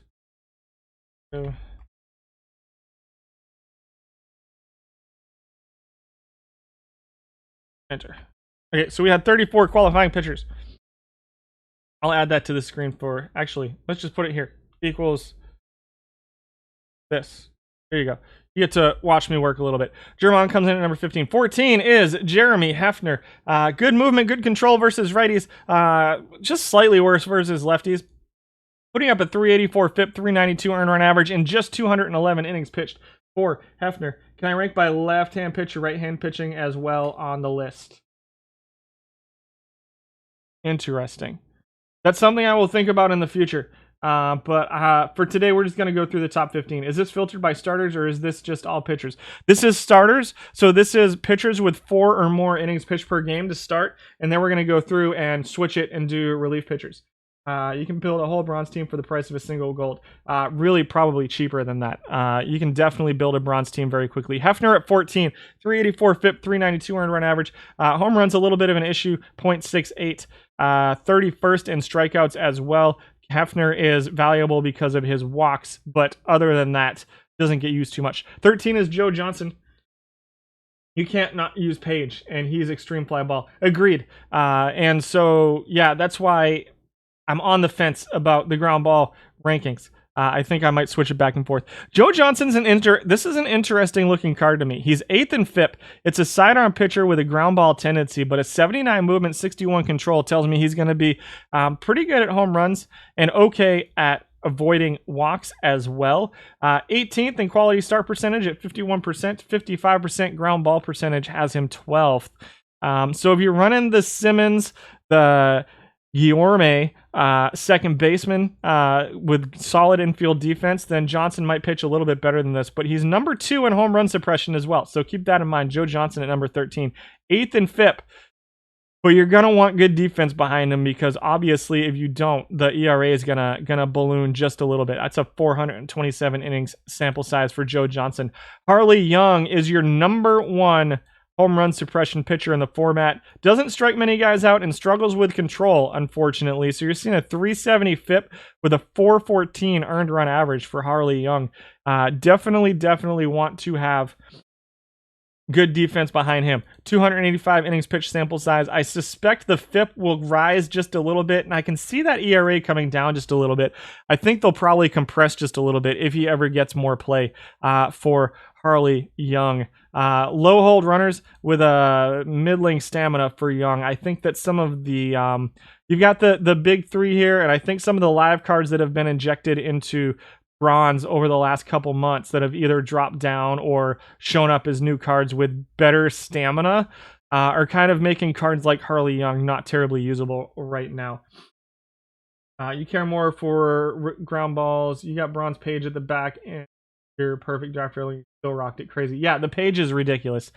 Fred Anderson at number 11. All right, Dave, it's time to move on from Fred Anderson. Pretty heavy splits versus righties for him. Extreme ground ball pitcher. I've gotten some work out of him out of the rotation. I think it's time to start thinking about moving on from him. However, for Fred Anderson, 373 FIP, 404 earned run average, kind of middle of the pack in everything. Number 1 ground ball pitcher in the format. So where I don't run Simmons, he's probably not helping me out too much right now. Inherited runner percentage. Let's fix this, because that's supposed to be a percentage. Does get some play as a relief pitcher as well. Only 66% start percentage, 4.5 innings pitched per game. Usable. I don't think he's a must-have. 373 FIP with a 404 earned run average. And 16th in home runs, 21st in strikeouts, 14th in walks for Fred Anderson. Number 10 is Ralph Works. 2,700 innings pitched for Works. Not much of a split. Pretty effective versus lefties and versus righties. Set him to not pitch around very much because the control will hurt you. He's 24th in walks, 23rd in strikeouts, but just outside of the top 10 in home run suppression. A 380 FIP, a 385 earned run average for Ralph Works here as well at number 10. He comes in there. Number 9 is Dalton Jeffries. Jeffries will struggle with home runs. 29th, 0.9 home runs per 9. And with only 34 qualifiers, he's pretty close to the worst among qualifying starting pitchers, but at 1,259 innings pitched, getting quite a bit of play here. Good control. There's really not too much of a split here. It's 8 points. Well, it's a moderate split. 8 points of stuff, 6 points of movement, 5 points of control. 63% start percentage puts him at 4.6 innings pitched per game for Jeffries. And if you have the right kind of setup, I think he can be pretty effective. Sub 4 earned run average and sub 4 FIP puts him at number 9. Also top 10 in quality start percentage at 57.14. Has him 9th there. And when he's in the bullpen, he's number 4 in inherited runner percentage scored, prevented from scoring as well, which is pretty solid for Dalton Jeffries. Neutral, 3/4, 92-94. Live card. This is a pretty solid card that I think you can do multiple things with in your rotation or in your bullpen as well. Number 8 is Denny Galehouse. We get back to the really low stuff. 34th in strikeouts at just 3.27. You think it's the cutter? The 85 cutter is a pretty solid pitch for Jeffries. 62 movement versus 67 for righties. 74 versus lefties control. 76 versus righties control for Galehouse. Top 10 in walks. Top 10 in home run suppression. Just make sure you've got good defense behind him. This is one of the cards that's going to be affected by defense more than maybe, especially outfield defense, more than maybe any other pitcher in bronze. 378 FIP, 376 earned run average. The 62 movement, 74 control. It's just everything's going to be in play. And he's not going to strike anybody out. Everything is going to be in play with this Denny Galehouse card. So you're going to need good defense out there to keep that batting average on balls in play down. Otherwise, he's going to get hurt just a little bit. Again, I think it's a card that can be really effective if used properly. Only a 237 innings pitched sample size right now, though. So keep that in mind. It's a pretty small sample size. Number 7 is Bud Tinning. You guys are going to be surprised about the top of this list, I think. Bud Tinning in 270 innings pitched is 13th in FIP, 337 earned run average. Very, very similar card to Galehouse, just a little bit more stuff and a little bit less control and a little bit more movement as well. So for Tinning, I'm not even sure what I'd recommend for you to do with his strategy here. 30th in strikeouts, 15th in walks, 9th in home runs, 382 FIP, 337 ERA for Bud Tinning. That 337 ERA tells me that somebody's got a good defense out there for him. He's done well for you the past 2 months or so. That's good. For Jeffries, yeah, you get to see how you feel about your starting pitching, which you're thoroughly convinced is the best part of your team. Interesting. We'll see. 72% start percentage for Tinning. Interesting looking card. Another one of those cards. Lower stamina. I kind of prefer him out of the bullpen, but he has no splits. So I really think it's a card that can be effective for 4 to 5 innings. You can see that quality start percentage is pretty low at 42%, but I think that's more a function of pitch counts than it is about his effectiveness, right? I think you're seeing only 4.6 innings pitched per game, so he's just not going 6 innings to get that quality start like some of the other guys with the 50 or 60 stamina. It's he's kind of a 4 innings pitched and then let that solid bullpen take over for him. Bud Tinning is a interesting option.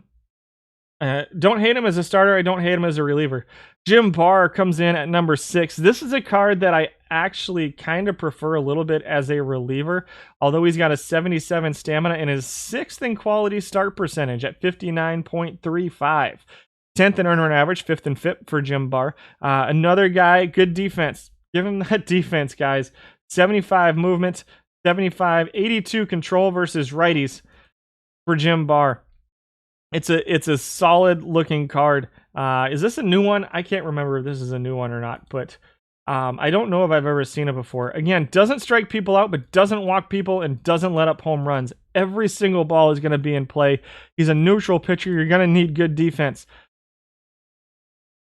and he'll pitch good for you. You love Jim Barr as the back of the rotation guy. I like him too. I think it looks pretty good. That 77 stamina as like hiding him in your number 4 or number 5 spot, or even at like number 3 or number 2, in between those guys who can't pitch very long, is really, really interesting. I like this card. I think it looks really good, especially for you defensive-minded players out there.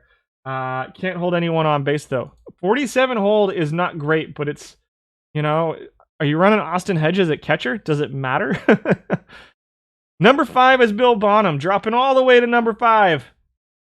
Bill Bonham is 5th in strikeouts, top 5 in strikeouts, 6th in ERA and in FIP for him. 83% start percentage, and still a sub 5 innings pitched per game, and still 34th in quality start percentage. Guys, Bonham is lights out when he's pitching. He just can't pitch for that long. Very high ground ball percentage.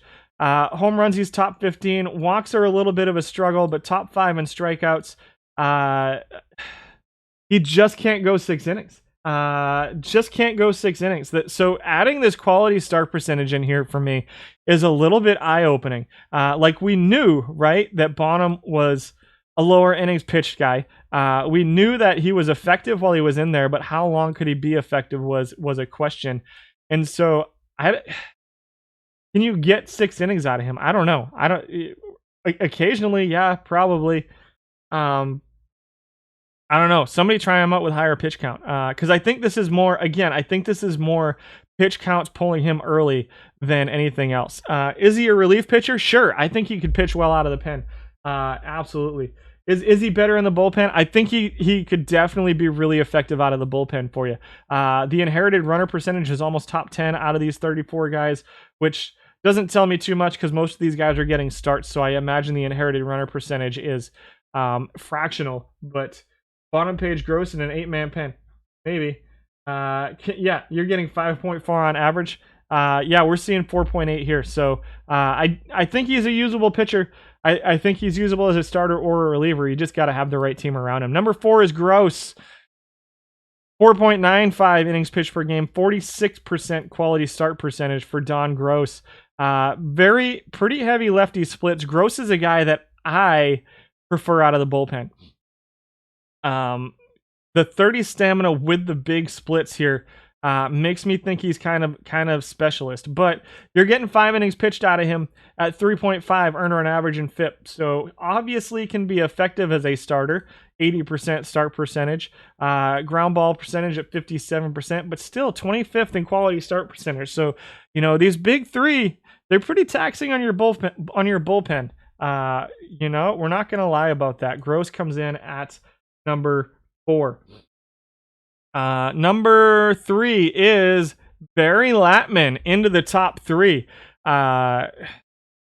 Number 3 in FIP, number 4 in earned run average. So what can you say about that? Only 4.3 innings pitched per game. So he's a borderline more used as a bullpen as a relief pitcher guy. Another 30 stamina guy, 30th in quality start percentage. 0.33 home runs, number 3 in home run suppression, but 4th in ERA, 3rd in FIP for pitchers above 4 innings pitched per game. Maybe I need to switch it to 5. I think 5 is a little bit too high, though. Top 10 in whip for Barry Latman as well. Control's a little bit of an issue, bottom half there, but top 13 in strikeouts, 3rd in home runs, 8th in inherited runner percentage for what it's worth. A little bit of a split here. You got 8 points of stuff, 4 points of movement versus righties, which, take that information for what you will. And he is number 3 on the list. Latman's like, what if Page didn't give up home runs? That's fair. Number 2 is Satchel Paige. Everybody goes, what? Page is 2nd in FIP, 3rd in ERA. 93% start percentage at this point, almost a 50% quality start percentage, which has him 24th, which still isn't great, but it's a little bit better than you're seeing out of a guy like Gross or a guy like Latman. 24th is still not awesome, but he's top 10 in home runs, almost top 10 in strikeouts as well, 21st in walks for Satchel Paige. I don't know. I forget who number 1 is. I knew it wasn't Page because I went through the list really briefly. I just forget who it is off the top of my head. I'm really concerned right now about who it might be. I don't need to talk about Page too much. The screwball is really helpful for him. Second in FIP, third in ERA. One of the more consistent guys, and getting 5.4 innings pitched per game out of him as well. Number 1, what do we think? Did you miss Urea? I haven't seen Urea yet. Who is it? Who is it? It is left-handed pitcher Patrick Sandoval. 329 innings pitched, 61% start percentage, 4.5 innings pitched per game. Patrick Sandoval is doing things that don't make sense. A 290 earned run average, a 320 FIP, an 1191 WHIP. Small sample size alert. 329 innings pitched for him. Top half in home run suppression at .49. Number 1 in strikeouts. 17th in walks. Number 2 in quality start percentage at 62.22 with just a 51 stamina. Don't set him to pitch around. Ground ball percentage is 30th. He's an over-the-top neutral pitcher. 2021 live. Patrick Sandoval comes in at number 1. You guys don't like him. You guys don't like Sandoval. Urea didn't make the list. Here comes it is a lefty. Sandoval's been in some bullpens. You just dropped Latman for last 10. You got a Latman. Can we get a professional? Sorry. Pogotski. Find him. Let's find Pogotski and see if he's even on the list. Peterson at 16. Yarbrough at 17. Pahalski at number 18. Let's see. So what do we got? 20th in FIP, 12th in ERA for Pahalski. 9th in strikeouts, 3rd in walks, 2nd in WHIP for Pahalski. So kind of is what it is. He's last in home runs. Last in home run suppression. Why is that? 73 stamina. Maybe throw a pitch count on him. I'm curious to see what he's doing in late innings. If the home run issue is because he's pitching for too long. Maybe pitching a little bit more than some other guys. The sheet is not online, just on stream. He looks like Page with less control and much more. Strom. Let's see if we can find Strom. Urea at 19. 22nd in FIP, but 11th in earned run average. So not looking great for Urea, but not looking bad. I think he's perfectly usable. Marichal at 20. Gherkin at 21. Donovan Osborne, who has occasionally shown his face in the top 10 on this list at number 22. Ed Lynch, 23. Messina, 24. Chuck Porter, 25. Melton, 26. Madison Baumgartner, 27. Robertson at 28. Rick Helling, 29. Giordano Ventura, Randy Tate. Giordano Ventura is number 9 most used and 30th on the list at a 424 FIP and a 477 earned run average. Randy Tate, Wiley Pyatt, Frank LaCourte, and Jose Urquidy, 34. No Tyler Wells. Let's get through the relief pitchers and see what we see. It could be that Wells is just not getting over that 4 innings pitched per game. So let's do this. So I'm doing this a little bit differently. So what's going to happen here is I'm going to go in here. I'm going to go value filters is less than 4, which is going to give us 42 qualifiers. And at number 15 is Joe Nathan. And you're going to see right here, right off the bat, Matt Strom is here at number 2. So Matt Strom's going to fall on this list somewhere. Other guys who you guys were asking about are not on this list. But we'll look some of them up. And you wish you trusted Urea. Top 5 whip. He's a setup guy. Anyone use openers? They might. I do not. You wanted Giordano to be good. He is not. He has not been good. Joe Nathan at number 15. Very high stuff. Number 2 in strikeouts. 16th in whip. 18th in FIP. 11th in earned run average at 362 and 318 for Joe Nathan. Also number 11 in inherited runner percentage. So, yeah, Urea is mediocre, I think, is what I got out of that. Joe Nathan at number 15. Number 14 is Julian Merriweather, who's getting 1.87 innings pitched per game. Live card. A little bit of a split versus lefties, but not much. It's like 3 points of movement, 2 points of control. 9th in earned run average right now for Merriweather. 17th in FIP, however. Gonna have some home run issues. 29th out of 42 qualifiers in home runs. 6th in strikeouts. 20th in walks. Number 4 in ground ball percentage. Number 1 in quality start percentage out of your relief pitchers at 61%, but take that with a grain of salt because he's 33rd in inherited runner percentage as well for Julian Merriweather, coming in at number 14. Yeah, I think Uriah is fine as a 5 guy. I agree.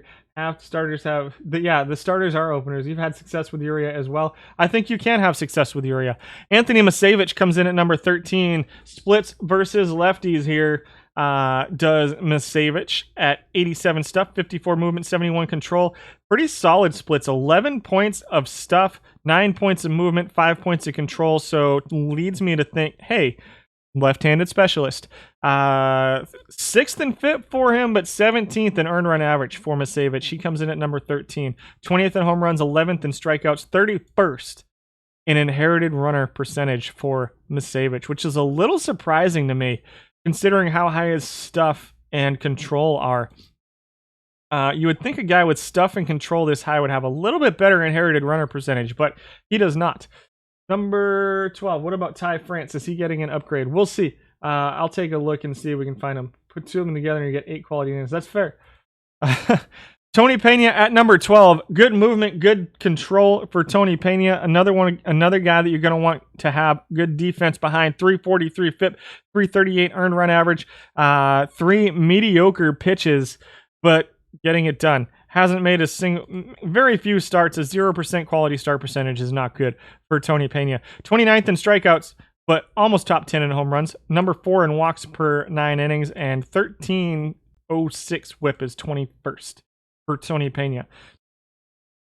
Number 11.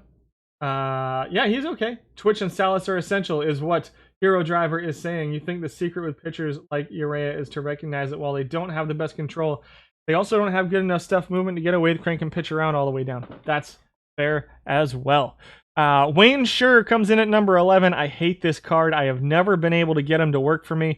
It doesn't matter what I do. He just doesn't pitch well for my team. It could be because I have bad defense. 339 FIP, 323 earned run average for Wayne Scher here over the course of the last week. 1265 whip. Walks per 9 are top 10 in home run suppression, doesn't strike anybody out. Ground ball percentage at 56, doesn't make any starts. 29th out of 42 in inherited runner percentage at 67.44. Every one of these we get, every time. I hate it. I hate the Wayne Scher card. John Bale comes in at number 10. This is a card I know a lot of people want to love. And it's good. He's perfectly okay. I think he's a perfectly good addition to your bullpen if you use him right. Very high movement, pretty good control. You absolutely have to have good defense behind him. An extreme ground ball pitcher. He might be the single pitcher who benefits from Andrewton Simmons the most here in the format. 335 earned run average, 331 FIP for John Bale. Coming in here at number 10. Number 9 is Fernando Salas.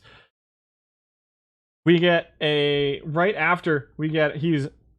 must have, we say he's number 9. I like this card a lot. I think he's a right-handed specialist though, so you have to be careful with what you're using him as. I think that lefties will hit him a little bit hard, especially in this category. I know it's only a 4-point difference, but the combination of 11 points of stuff tells me that he's going to be hitting bats versus lefties, and the lowish movement is going to allow home runs versus lefties. That's probably where, he's losing a little bit of value here in the home run. 13th in strikeouts, 17th in walks. He's 11th in FIP and 10th in earned run average. Salas is a really, really solid option in your bullpen if you're using him right. You just kind of have to be careful how you're using him. He's at number 9. You started using Bell when Simmons came to bronze. I think he's good. Your Salas does well. You get packs. Your Salas gives up runs. You don't. I think that's fair. Obelix dropped Salas. Mixing formats. Disregard comment. Guardado. Guardado silver this year, right?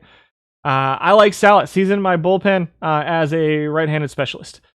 Roger Mason comes in at number 8. Another guy who might be a right-handed specialist, but let's be honest. Salas is probably overall better, but for whatever reason, Roger Mason put up a 2.77 earned run average this week.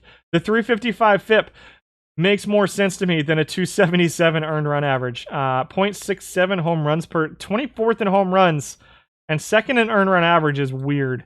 I don't know what happened with Mason this week. It could just be every home run he let up was a solo home run, and his defense played well behind him because he's number 1 in whip, 24th in home runs, 25th in strikeouts, 3rd in walks. The control is good. I like Salas better personally, but I mean, you can't argue with a 277 earned run average. Although you can say, yeah, FIP is a little scary. At number 8, Mason. Number 7 is Julian Tavares, rookie sensation from 1995. 5th in ground ball percentage, 6th in inherited runner percentage for Julian Tavares. 302 earned run average, 340 FIP. Top 10 in both of those. 6th in whip for Tavares. A little bit of a split versus righties, but not too bad. It's just 5 points of stuff and 3 points of movement versus righties. So I think that he can be effective against lefties and righties. You prefer Chargeois as a right-handed specialist. Interesting. 71 hold runners for Tavares. 95 hold runners for Mason. So solid late inning relief pitcher for stolen base suppression. Live Jake McGee comes in at number 6. 22nd in home runs, top 10 in strikeouts, just about top 10 in walks for Jake McGee. Really, really heavy splits versus lefties. 17 points of stuff, 10 points of movement, and 5 points of control. I really think Jake McGee has to be a left-handed specialist. I think that this is a card that will get hit pretty hard versus righties, but a 340 FIP, a 301 earned run average for him this period, and a top 5 whip for McGee at this point too.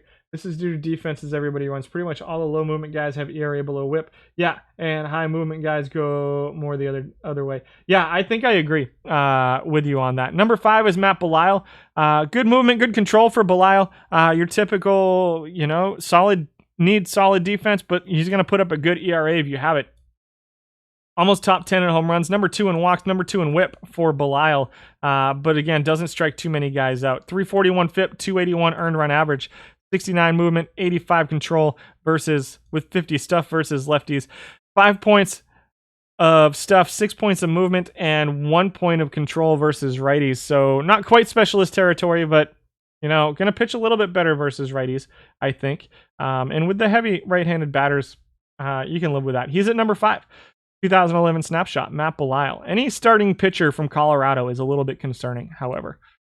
1968 rookie sensation Jim Britton has been a mainstay on this list since we started doing it for Perfect Team 22.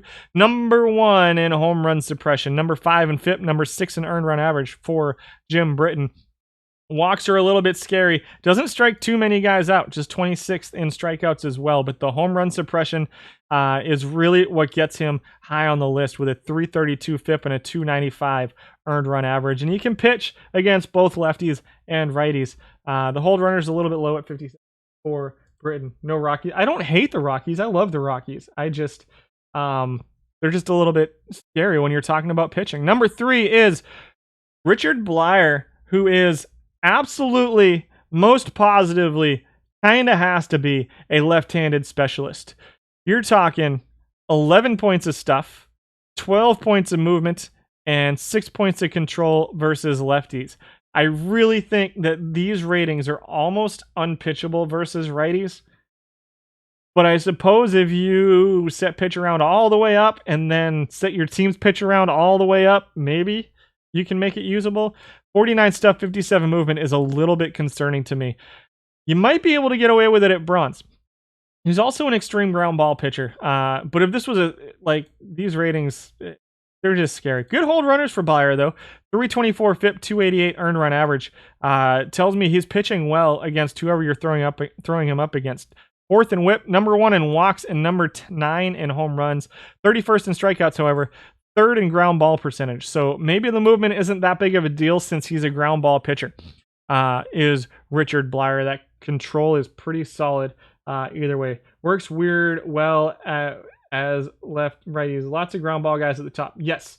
Rockies Park factor is insane. Yes. Not everyone can be a specialist. Agreed. And that's one of the issues you run into here in bronze. And everywhere. What?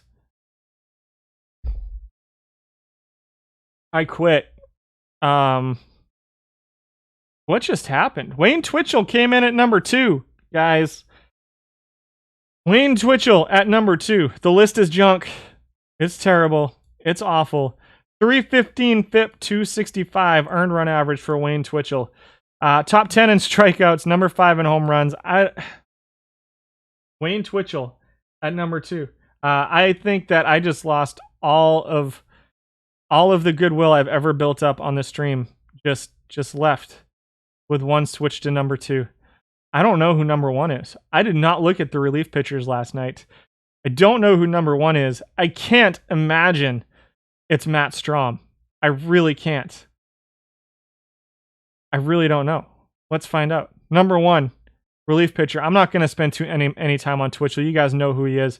Number 1, relief pitcher. Who is this? 2011 snapshot, David Hernandez in 274 innings. Put up a 3 FIP, a 289 earned run average. His FIP was a full 0.15 better than Twitchell over 274 innings. 90 stuff, 83 stuff versus righties and lefties. 77 movement, 72 movement versus righties and lefties. 44 control versus both. Top 5 in home run suppression. Top 5 in strikeouts. Walks are a little bit of an issue. Set him to not pitch around if you use him. He is an extreme fly ball pitcher with very good movement against lefties and righties. I still think Twitchell's better. I still think Twitchell is better. But I think this card's usable. I think it's usable. He's a bum. No one should use him. No one. Who? Twitchell? You're just trying to get us not to use Twitchell. Doing the opposite of everything shown at every bronze team. I think that's fair.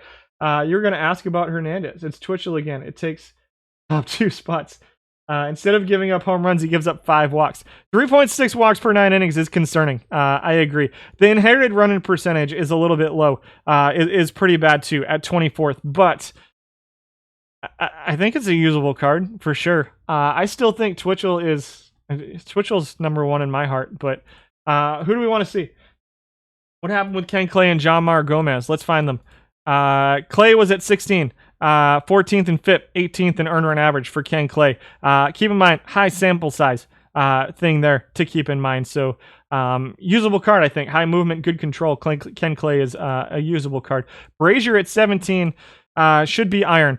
Lorenzen at 18 comes in at number 18. Jean-Mar Gomez at 19, another high movement, high control. A little bit of a specialist action going on here. 35th out of 42 in strikeouts, but 15th in FIP, 28th in earned run average for Gomez. Fred Wins 2.0. Brebbia.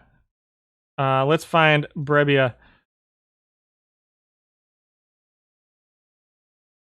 Oh, interesting. Hold on one second. Let me verify something real quick and make sure that nothing changes here. Whoops. That change anything overall? No, didn't change anything. Let's see. You got Glavin here as well. Let's see. Brebbia, 162 innings. I've got a 464 earned run average on him and a... These are not... Where is his FIP modifier? Is... Not here. What?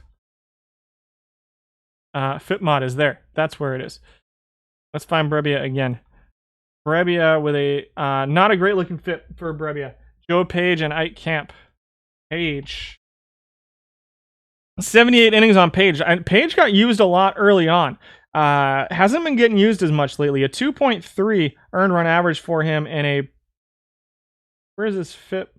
0.38 FIP modifier is pretty good. That's telling me he's about a 3.5 FIP, I think. 3.5 or so is not bad. Anybody using Seelbach? Seelbach. 141 innings pitched, 248 earned run average for Seelbach.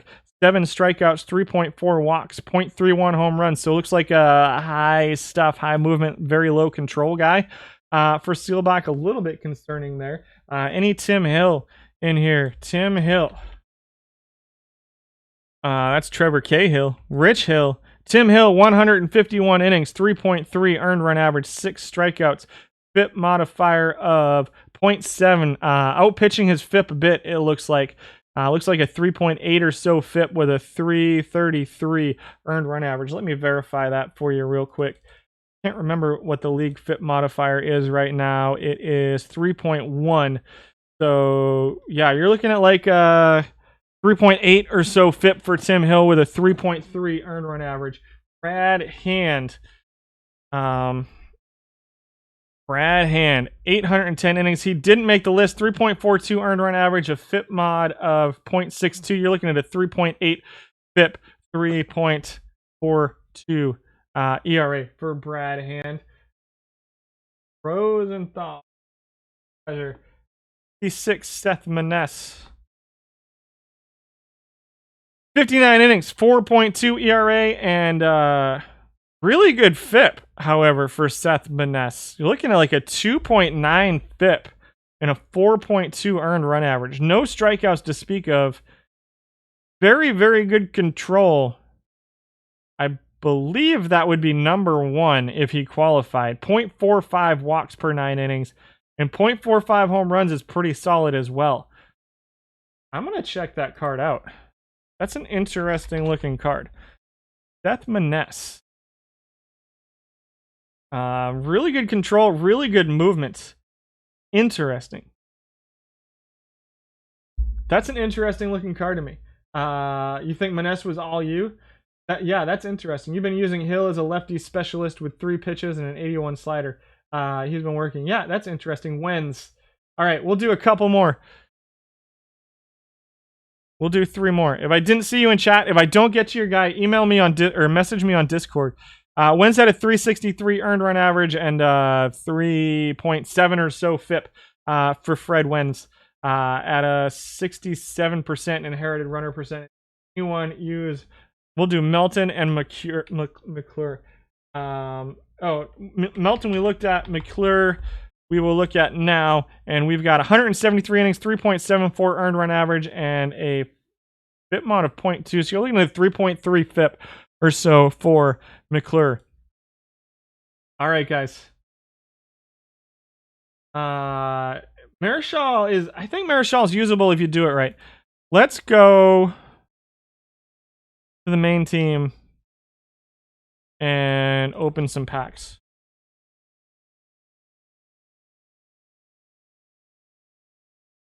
I don't think it's many. Oh, we got 3 packs from something. I don't know where those packs came from. We won a gold tournament. I don't know where those other 3 packs came from, though. I'm just going to sign up for a gold tournament. We're going to close it out with some packs on the main team. They lost in the wild card in gold. We did not make it back to diamond this week.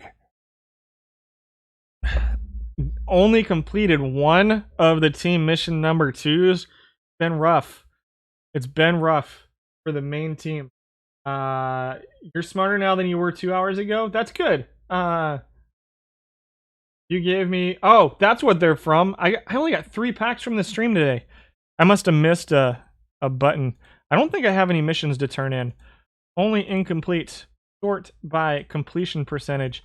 I do not have missions to turn in. Let's just be crazy. And where did I get 28,000 points from? Oh, I sold my live duplicates. That's what happened. All right, so we got 41 packs with the main decimals team. We already got our 1 historical diamond today, so I don't expect anything big here, but you never know. You never know what you're going to get. Pack number 1 is not a lot of fun. There's Matt Strom, though. Oh, you know what? We didn't look up Strom. Let's look up Strom numbers because somebody asked about him. Strom. 4,400 innings pitched, 3.68 earned run average. Let's see. FIP mod of 0.1, so 3.6 or so FIP. 52% quality start percentage. Innings pitched per game at 3.8. So the problem for Strom, he's right there at that 4 innings pitched mark. I think he'd be pretty high on the starting pitcher list if we did that. But those are your Strom numbers. I know people were asking about him, so I wanted to make sure we got him in there. What do we got left? We got... we'll take a Brewers, duplicate Brewers. I don't have access to the Call Your Shot spreadsheet right now, Bailey. Sorry. What do we got left? 39 packs. Jim Henderson. Gold, historical. He'll get sold for some more packs. Diamond, Carlos Rodon. Up 24 points. Remember when he was a bronze and he crushed it for us? Not anymore. Carlos Rodon is a useless low diamond now. Ardsma, Macklemore, Jonathan Holder. We didn't see him today anywhere. Amir Garrett, I'm trying to trade him as our trade deadline approaches. Haven Smith occasionally pops up in bronze, not so much anymore. Joey Amalfitano. Like I said, next week I'm off, guys. I think the week after, I'm going to try to get something going on that historical iron daily. It might be a little bit of a small sample size thing going on, but I really, really want to get into that because I know on the regular tournaments, live cards are still dominating. But I think the historical iron should be fun. Rodon going up to perfect. Odds are against it. Yeah, I think so. Seth Lugo. Wade LeBlanc, John Jay. John Jay's still playing? This is a Marcus Semien. Wade Davis, Steve Wilkerson, Wally Ragg. Got 214. I might have time to go to the gym. Kyle Tucker, Blue, Moon, Odom. Michael Lorenzen. Avisai Garcia. There's Paholski. We talked about him today. High stuff, good control. Interesting looking card. Definitely want to set that pitch around setting up a little bit for Paholski. Alzole, Erasmo Ramirez, Dylan Maples. Still solid control for Dylan Maples. I kid. Kevin Smith moved to the Braves. Ryan Barucki, Jake Lamb, Philip Irvin. Daniel Carabay doing calls just for fun. Let's go. Bill Dickey incoming. Is that the highest ratings change of any live card? That's a good question. I'm not sure. Joe Palumbo. Oh, man, guys. We'd be in the playoffs in the OHBL if he hadn't gotten hurt with a month and a half left in the season. He's the reason my bench coach might be getting canned here once we're making the switch to Out of the Park 22 when our playoffs end. And Palumbo getting hurt. My bench coach messed some stuff up, skipped a spot in the rotation, pitched Palumbo on short rest, and he's out for 7 months. He had a really low threes earned run average. He was our number 2 starter this year, and the team fell apart after he went down. There's Kyle Lewis. Kyle Lewis should be coming back soon for the Mariners. Yeah, Evaldi went up a lot too. Victor Robles. Build a Legend Piazza.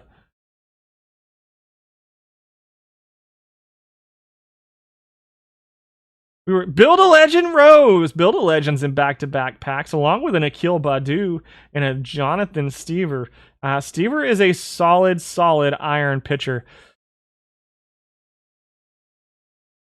Double back-to-back Build a Legend packs, and then we do this. We get a Freddie Freeman for 8 more packs, and a Harry Walter, who's a pretty solid pickup right there. That'll get sold. He's a duplicate. We'll sell these live diamonds for a couple more packs, I guess. Hanser Alberto, Jimin Choi, Jose Peraza.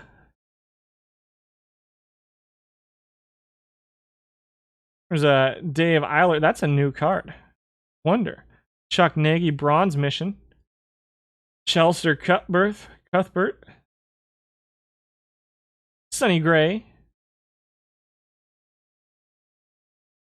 Yeah, build a Legend Rose. There's still people building that. Kristen Yelich. Oof. Yelich -10.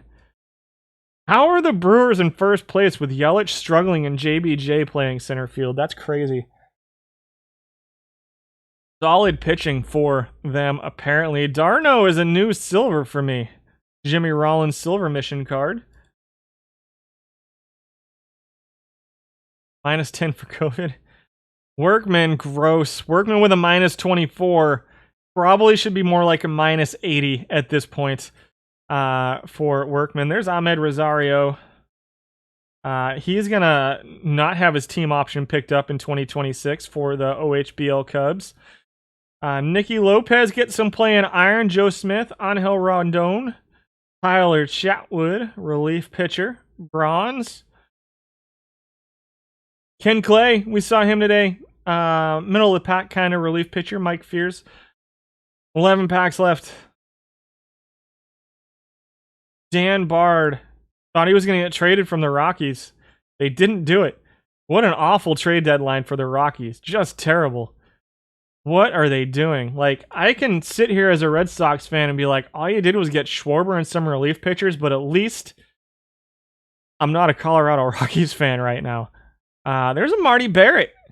Unsung hero, Marty Barrett. One of my favorite players back in 1986. That didn't last too long. I don't hate the Rockies. I like the Rockies, which is part of why I watched their trade deadline and was like, what are you guys doing? How do you not trade Trevor Story?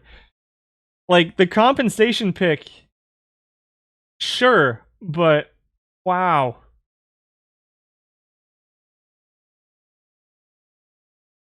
There's a Terry Fox going for 1,000 right now. He's a new silver card for me. We'll probably hang on to him, see if he shows up in any missions in the coming weeks. 5 packs left here. Marty Barrett, left-hand hitter matcher for you in bronze. Interesting. Trevor Story asked the same. He did. He pulled himself out of the lineup. He's like, what are you guys doing? How could you not trade Trevor Story, guys? How could you not trade me? All the guy wants is to play on a contender. Rulon, TJ Higgins, Alfred Frankoff, Estevan Florial, Zach Pop, Michael Taylor. 2 packs left. Oh, Shane McClanahan. I got a numbered to 25 Shane McClanahan Top Stadium Club. It's actually sitting right here, I think. Haven't put it on the shelf yet. Pretty sweet looking card though. Black foil numbered to 25 right there on the back.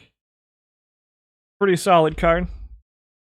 Pitched really well against the Red Sox, so I'm going to go ahead and say Shane McClanahan's a Hall of Famer.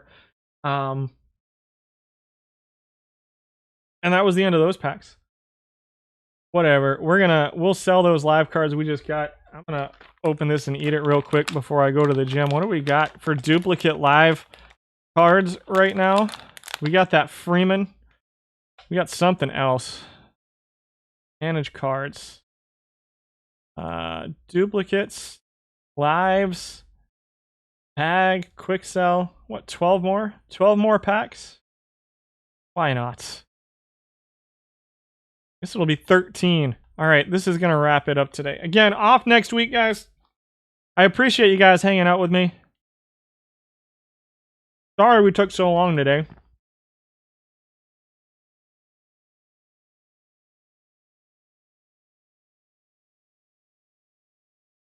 Hi, Vandenberg, Ryan McBroom, Hanser Alberto. Alberto's an interesting iron option. Anderson Tejeda as well. There's a Hassan Kim.